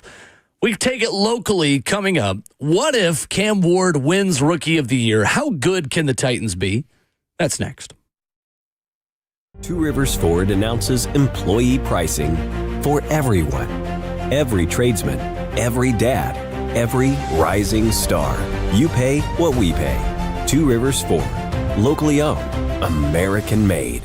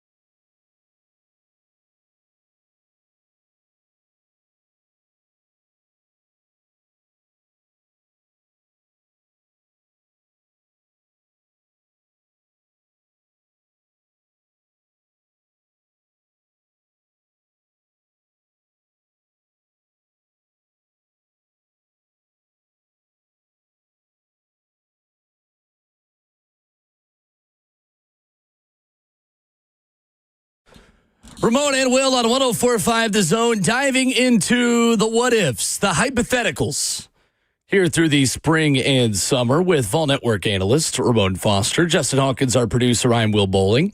So what if Cam Ward wins Rookie of the Year? What does that mean for the rest of the team? What does it mean for this defense that has some young players on it? What does it mean for the rest of the AFC South for a playoff race? I did not just say playoffs in May. I shouldn't have, but I did. Yeah. I did. I stuttered through it. I said the P word. I said playoff. Yeah. What does it mean if Cam Ward has a Rookie of the Year season? First of all, Ramon Foster, what do you think it would take? Is this a realistic expectation for the number one overall pick, considering there wasn't really a quarterback taken anywhere close to him in this NFL draft either? For the quarterback, I think what has to happen is borderline above 500. I think that plays a huge part into it first, because the issue that he has as a quarterback coming out in this draft is you got a running back who that position has started to reemerge a little bit as far as the importance of it. You have a running back in Bijan Robinson, if I'm not mistaken. Did he win Rookie of the Year his rookie year too? He did not. He did not. Okay. Well, with that being said, I've got the list if you want to go through it. Yeah, I see it right here. Now, he has to be unique. He has to win games. He has to have a touchdown to tight end separation that doesn't show that he was a turnover magician. What he has to look like, Will, to me, is a future star of the league. That's the short sentence before we go into it even further. But he has to look like a future star of the league. So BetOnline, again, has over-under markers. Vegas setting the odds for Cam Ward's rookie season production at 3,200.5 yards, 19.5 touchdowns, and 12.5 interceptions. Considering Travis Hunter is in Jacksonville, to me, that is the expectation or maybe the betting favorite of who Rookie of the Year is going to be. In a Liam Cohen offense, yes. At wide receiver? Yes. Wow. I'm iffy on him right now. Why is that? His non-football stuff. His optics at practice hadn't looked that great to me. Really? What about it doesn't look good? Next to Brian Thomas Jr., he's down there, shadow boxing and dancing during practice, and Brian Thomas Jr. is trying to ingest a new offense. Then you see the wide receiver coach come over to him and have to correct him and ask him the route. Now, here's the other part, too, about him versus anybody like me or you. Sure. He's a unique athlete. He is himself, for sure. He is himself. Yeah. I have a feeling he's walking into it as if this is high school football. Interesting. And considering what they are as a team, and also who he has in front of him is Brian Thomas Jr. Right. The professionalism, I feel like, got to show up a little bit more. Well, I guess my biggest point is this: he's loud for a rookie, right? Most rookies come into this league and just are chill, trying to learn, head down in the dirt, just working. And he seems to be, and they are putting him on a pedestal, and probably rightfully so. So this season got to play out, but I'm side-eyeing that one for a little bit. So if I were to give you Cam Ward and Travis Hunter or the field on who wins Rookie of the Year this year, which one would you take? I'm taking Cam Ward first. And I'm giving you Travis Hunter, too. Like either one of those two guys or everyone else. He doesn't dictate his success. So you really don't think Travis Hunter is the guy for Rookie of the Year this year? Not this early in the season. Interesting. There's too much to feed with Brian Thomas Jr. because he overly proved too much last year, too. And not just that, he has to show that he can get open and separated, too. And for a guy that hasn't played an entire year at that position, specialize in it, that's hard. And like I said, he also has to wait on the quarterback to give him the ball. Unless they're running straight go routes with a guy like him to utilize his speed, then I think that's a hard question to answer. Sure. And I'd also throw Genty in there. Like I said, I saw that on YouTube. Just saying Genty might get the ball 30 times a game. A commenter says that's his biggest competition. It is. I think so. I 100% think so. Running back hasn't won Rookie of the Year since 2018, but that was in a stretch where 4 running backs won it from 2013 to 2018. Saquon Barkley, Alvin Kamara, Todd Gurley for the then St. Louis Rams. And then I think, Ramon, the most random Rookie of the Year winner since 2010. Do you remember who in the NFC running back won Rookie of the Year in 2013? Running back that won? An NFC running back. Oh. In 2013. I know who it is. What was it? Muscle Hamster? The running back from Washington? No. It wasn't him. Golly. Not from Washington. I thought it was the Washington running back years back that had the Acura. They kept talking about he didn't buy a new car. Oh, I don't know who you're talking about. Muscle Hamster. I got you. Muscle Hamster. It was Eddie Lacy. Eddie Lacy. Doug Martin's who you're talking about. Doug Martin. I thought it was Doug Martin. Yeah, Eddie Lacy on 1,100 yards, 11 touchdowns. A weak year for Rookie of the Year. Yeah, it was. What a in 2013. Jeez. Guy fell off a cliff. I'm talking about fell off bad. So from one year to the next, too. Right. So Mike Clay of ESPN talking about rookie expectations yesterday, setting standards, saying for him, Cam Ward, the projection at ESPN.com, 3,392 yards, 20 touchdowns, 15 starts. Yeah. 15 starts. I mean, Will Levis taking the first two? I don't know. I would have to, if we can get Mike back on the show and ask why maybe only 15 starts, because I think he will be more healthy this year, considering the offensive line investment that was made by the Titans. But so the next part of this question, and the next part of the what if, Ramon, that I think is interesting. Let's say Cam Ward wins Rookie of the Year. Let's go in that hypothetical world. How good can this team be? Like, is this defense good enough? Do you believe enough in what Brian Callahan is as a head coach and what Denard Wilson is as a defensive coordinator to say that Rookie of the Year level production could mean the Titans can be decent in 2025? Oh, yeah, 100%. And it also gives you this. You finally got a system you know you can believe in. It also proves right the conversation on why you went after Cam Ward, too. So for the front office, I think that gives them a little bit more grace, gives them more time to build up this team the way they see fit. I wrote down a lot of other things, like it's something for you to build on for the future, right? You get that immediately. And not just that, Will, it's two positions that you know have gotten tremendously better. You know what those two positions are if he wins it? Wide receiver, it's questionable, and the offensive line. I agree. Those two spots right there are the reasons why he win Rookie of the Year to me. And if you can tell me that with this group that they've brought in with the rookies, with the veterans, also at wide receiver, Cam Ward was able to deal to them, and also those guys up front protected him more than the quarterbacks in the last couple of years. Sure. That, to me, is something that now you've poured the concrete for a foundation. That does a lot for, I think, this fan base, the coaching staff stability, and just the makeup of this team moving forward with that happening. To me, doesn't it just raise the floor of who you could be? Oh, yeah. Rookie of the Year level production. So I went back and looked at 8 quarterbacks who have won Rookie of the Year since 2010. And of all of those guys, only one of them won less than 6 games in that rookie season winning Rookie of the Year. So to me, your floor as a team, if Cam Ward is a Rookie of the Year level quarterback, it means that, A, he's led you to some wins that the NFL media and the Associated Press and the people watching this sport, you got their attention. Yeah. It's a 2-minute drive. It's a signature moment. It's essentially what Drake May did to you for the Patriots last year, just without the win at the end of it. Yep. Because how many people looked at Drake May and that Patriots game against the Titans and were like, oh, Patriots might actually have something here. Yeah. You need one of those signature moments. You need Vince Young's overtime run in Houston. You need Vince Young's 99-yard drive against Arizona. Obviously, you'd like to be better than Vince Young's entire NFL career, but Vince Young was a Rookie of the Year. There were some signature moments. There was an identity of like, all right, this guy is the franchise moving forward. Mm-hmm. The last 2 Rookies of the Year at quarterback, I think, have unrealistic expectations for Cam and for this team. Jaden Daniels last season, Washington went 12-5. They made the NFC Championship game.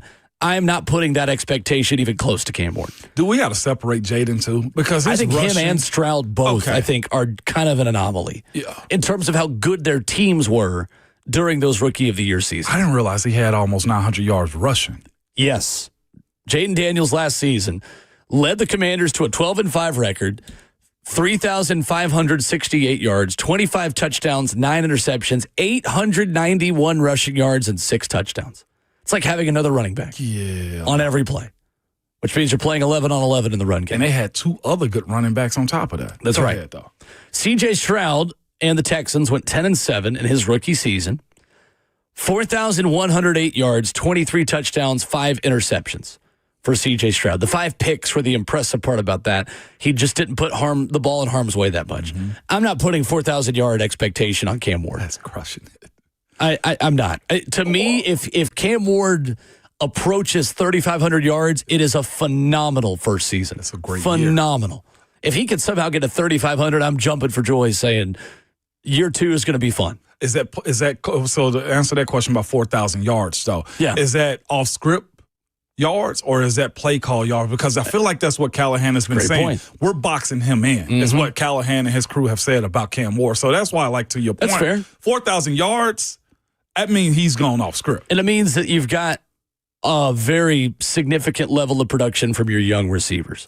If Cam Ward somehow gets to that total, it means that Alec Iamana or Chimere DK, one of those 2 guys are really, really good, or it means you got a star at tight end, or you've got running backs that can catch the football consistently and help you in that game. So, to me, 4,000 yards is unrealistic. Nick Ewan got in our chat, man. 4,000 yards, 26 touchdown, letter interception.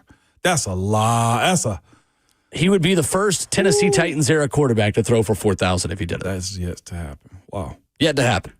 Ryan Tannehill got really close. Mm-hmm. Could not quite get to 4,000. It's still Warren Moon, most recent guy to do it. And Tannehill, if he'd had the 17th game in 2020, would have gotten it. Yeah. He played 16 games in 2020, threw for 3,819. So, in a different world where you play in 17 in 2020, then, yeah, you probably do have a Titans era 4,000-yard passer. But that was a Tannehill season where he averaged 238 yards per game through the air. Yeah. And kind of the area where you got to be to get to 4,000 now in a 17-game season. So the thing to me is you look at all these guys. Justin Herbert winning it in 2020, went 6-9.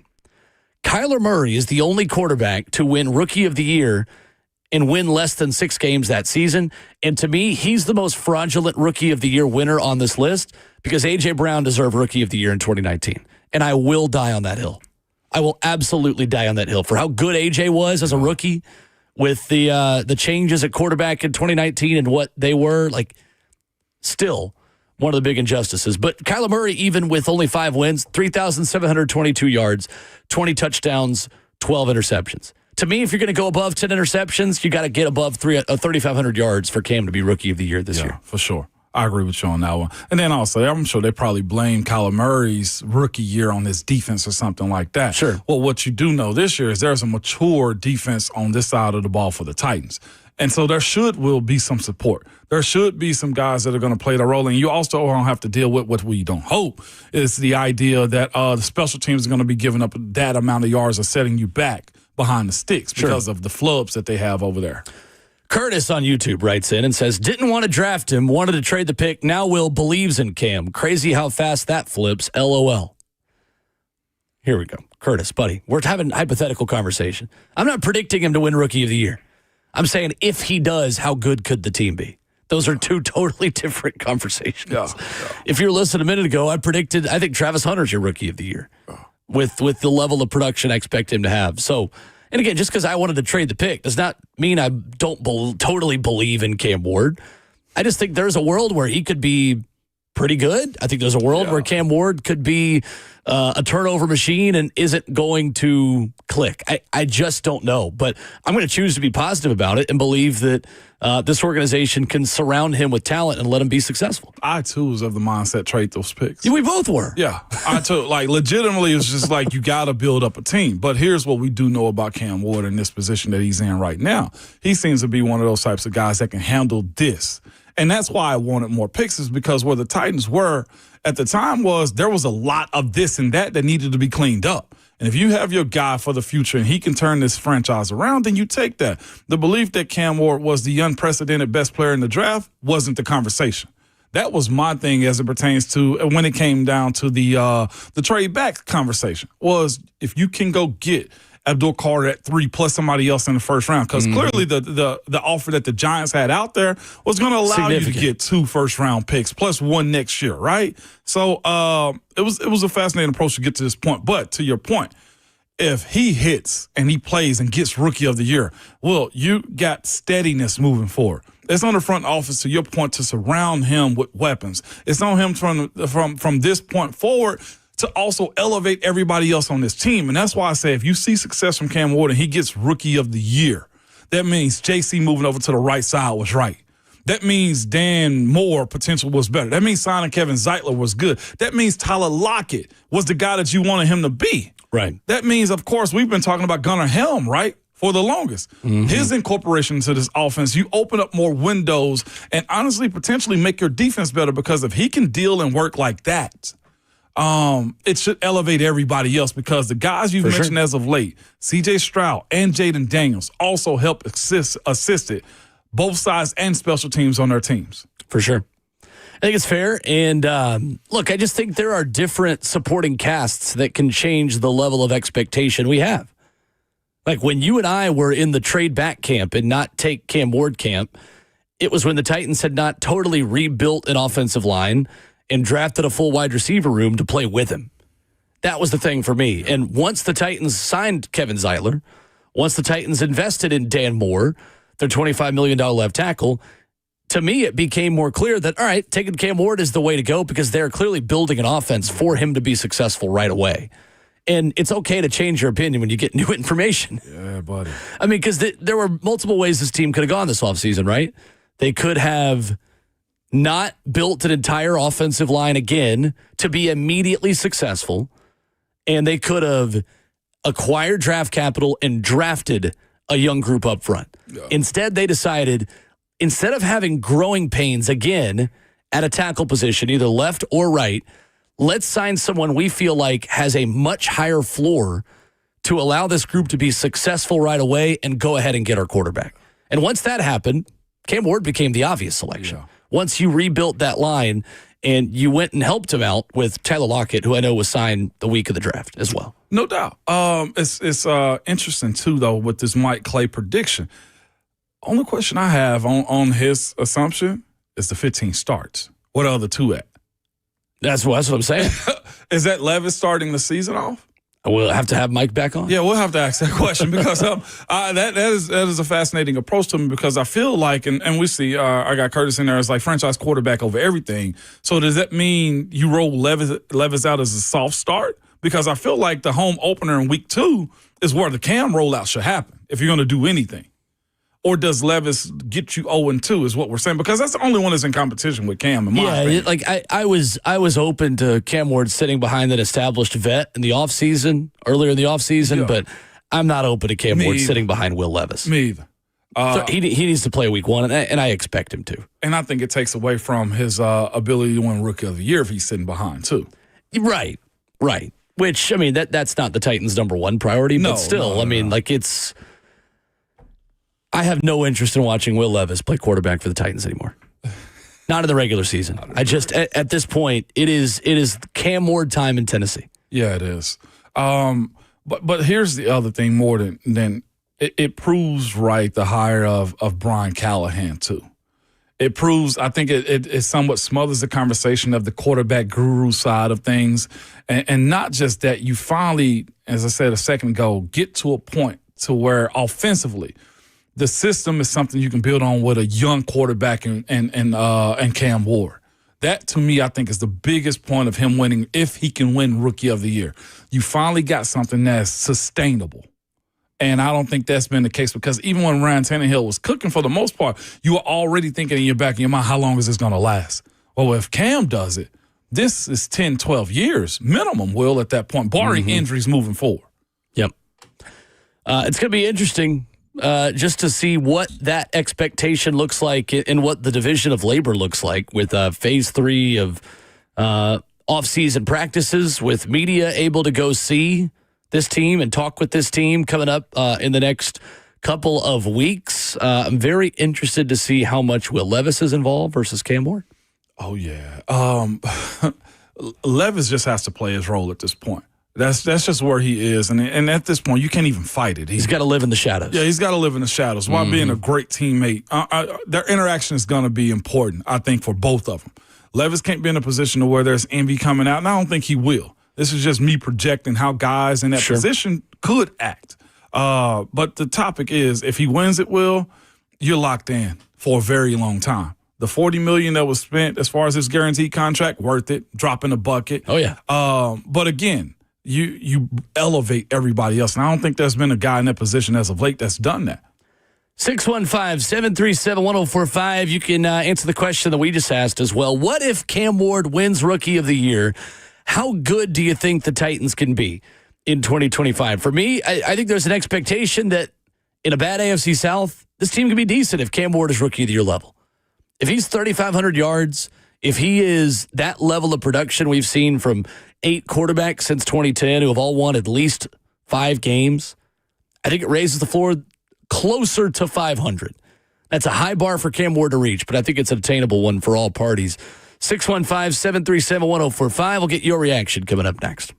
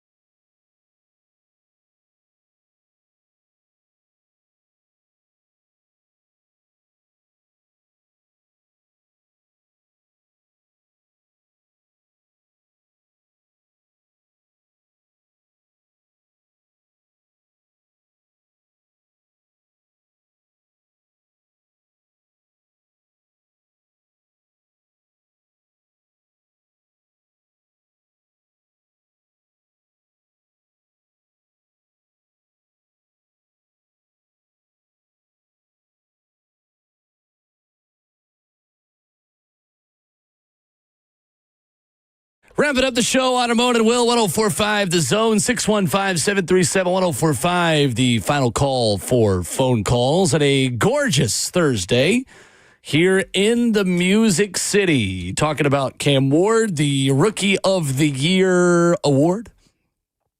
Or the Rookie of the Year award, it would be called if he wins it. Yeah. It would be called the what? The Rookie of the Year award. You're multitasking over there. I'm It's fine. multitasking. He was over trying here. too hard. Yeah, I was trying too hard. J-Hawk, come on, man. Tap in. Help me out, dog. No, What we Will was doing? trying too hard with Trying his to set us up for words here. something, man. I thought it was lovely. Thought it was great. Well, I missed your leaf joke yesterday, or your tree joke, too. But We'll just leave it alone. We'll just leave it alone. See, I got that one, though, either way. But Rookie of the Year, that's an honor, man. Last one to get it was VY. Did he get it, too? For the Titans? Yeah, for the Titans. If I'm not mistaken. Rookie of the Year, yes, for VY. It was A.J. for Brown VY. should have had it in 2019, but Vince Young in 2006 was the most recent Tennessee Titan to win it. Yeah, no doubt. That's huge. On the right offensive there. side. Just don't give him the Madden cover too soon. If he does get it. Yeah. Yeah, let's not do that one. Want no part of the Madden curse. Yeah, no part of the Madden curse, man. But again, you mentioned this earlier. I think it's a little bit different personality than what Vince was in that era. One thing social media can do for guys, or the ones that are right-minded, it shows you the mistakes and flaws that others have made so that you don't make those same ones. And coming into this franchise, man, with as much hope as it has, what it needs from a quarterback also, and being the number one overall pick, it does a lot for you. Sure. So Cam, to me, is definitely the best guy for this job. Certainly. I mean, at this point, it's either him or Will Levis, so Stop. essentially the only guy for this You job. continue to do it. Every time you say that, I feel like people who are Titans fans jump a little bit when you mention Will Levis' name. Well, you're right, because Titans fans feel the way I do. I am also a Titans fan. It's not personal to Will. Like, it's just you draft a guy number one overall. I want to see him play when you don't bring in somebody else. Yeah, that's a tough place to be at, man. But he's, from everything we've heard that everybody's asking about him, including the coaches, he's been the best pro that you can be in this position. Early returns are good. Early returns. Stop. They are. What? That's how you say it. Every time you say something about Levin, I feel like it's a real bless his heart type of moment, man. And it is at this point. Well, I am from the South, and I'm sorry. Hey, that's all I've got for you. So be it, man. It is what it is. But I've even gone through the list of guys that can challenge, that can honestly challenge Cam Ward for this. I don't see many, Will, as it pertains to like Colston Loveland and the style of tight end that he could be for Chicago. I think to be a tight end to win Rookie of the Year, you have got to be 1,000 yards. Got to be special. More than that, I mean, you got to outdo what Brock Bowers did this past year, who is still for me like I know you've got to give it to Jaden Daniels, but Brock Bowers had a historically good season. Historically good season. Tight end is offensive Rookie of the Year. I don't think there's ever been one. No. I'm looking at the full list right now. There's been a fullback. Yeah, right. Yeah. What year? 1952? John Brockington in 1971 for the Green Bay Packers. Stop. I'm serious. Stat line, please. John Brockington in 1971. His nickname was Big John. Big John. Born September 7th, 1948 from Brooklyn, New York. If you had John Brockington stats on your bingo card today, no, you didn't. 216 carries, 1,100 yards, 4 touchdowns, 14 catches for another touchdown. He fumbled 4 times. That right there loses it. That right there loses it, Will. Tell me it's the summer without telling me it's the summer. Golly, 4 fumbles. Like 4 fumbles, you lose your job in today's NFL, man. Goodness gracious. The fact that a fullback is one and a tight end hadn't. At that point in those offenses, you're essentially a running back. You're just called a fullback. You are. 1971 Green Bay Packers. I love to know if an offensive lineman ever got close. The only one I can think of to mind is probably Joe Thomas. Yeah? Yeah, he's probably the only one that's had some type of consideration because he was good his rookie year. Justin tells me he's found a tight end, Rookie of the Year. Who? Let's go back to 1961. He had 56 catches, 1,076 yards, 12 touchdowns. Mike Ditka. Yeah, fair enough. Yes, Mike Ditka. Football Reference website did not go back that far. So it didn't even know they were handing out Rookie of the Year. They don't know ball is what it is. Yeah, Will. clearly not. Clearly it went back they to don't know 67, and that was Golly. All right, there you go, 1961.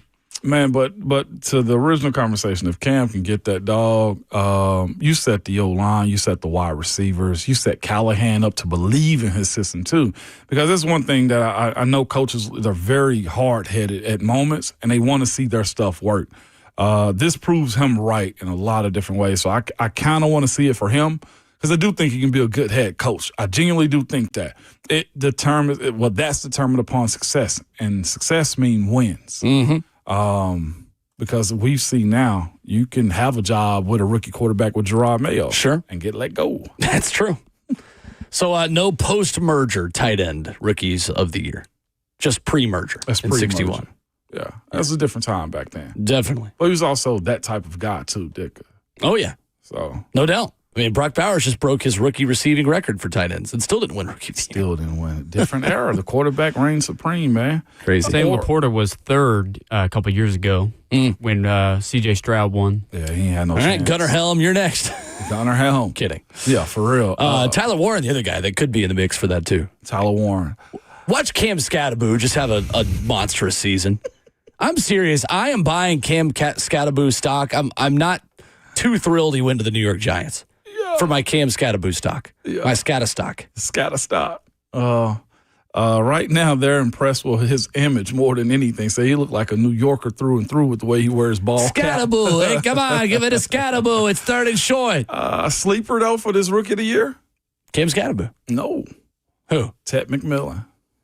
What do you think Ted McMillan's going to be in Carolina? I think he's going to be a dog. And I say that like he, to me, is going to be real good, I feel like. I like the situation he's walked into with Bryce Young and with Dave Canales. And honestly, in a place where he can be wide receiver one immediately. Yeah. And no disrespect to Xavier Legette, but Legette wasn't fantastic this past year. I think he's a 2. I'm with you. I think Legette's a 2. I think Tech McMillan walks in and becomes a bona fide player in that offense, especially, too, in that division. He got a shot. One thing we know is Bryce Young can spin it. I'm higher, and I've been higher on Ted McMillan for a while, too. And maybe I want to believe that. So it's always that side. That is your Thursday morning. Coming up tomorrow, we will continue SEC Spring Football Series.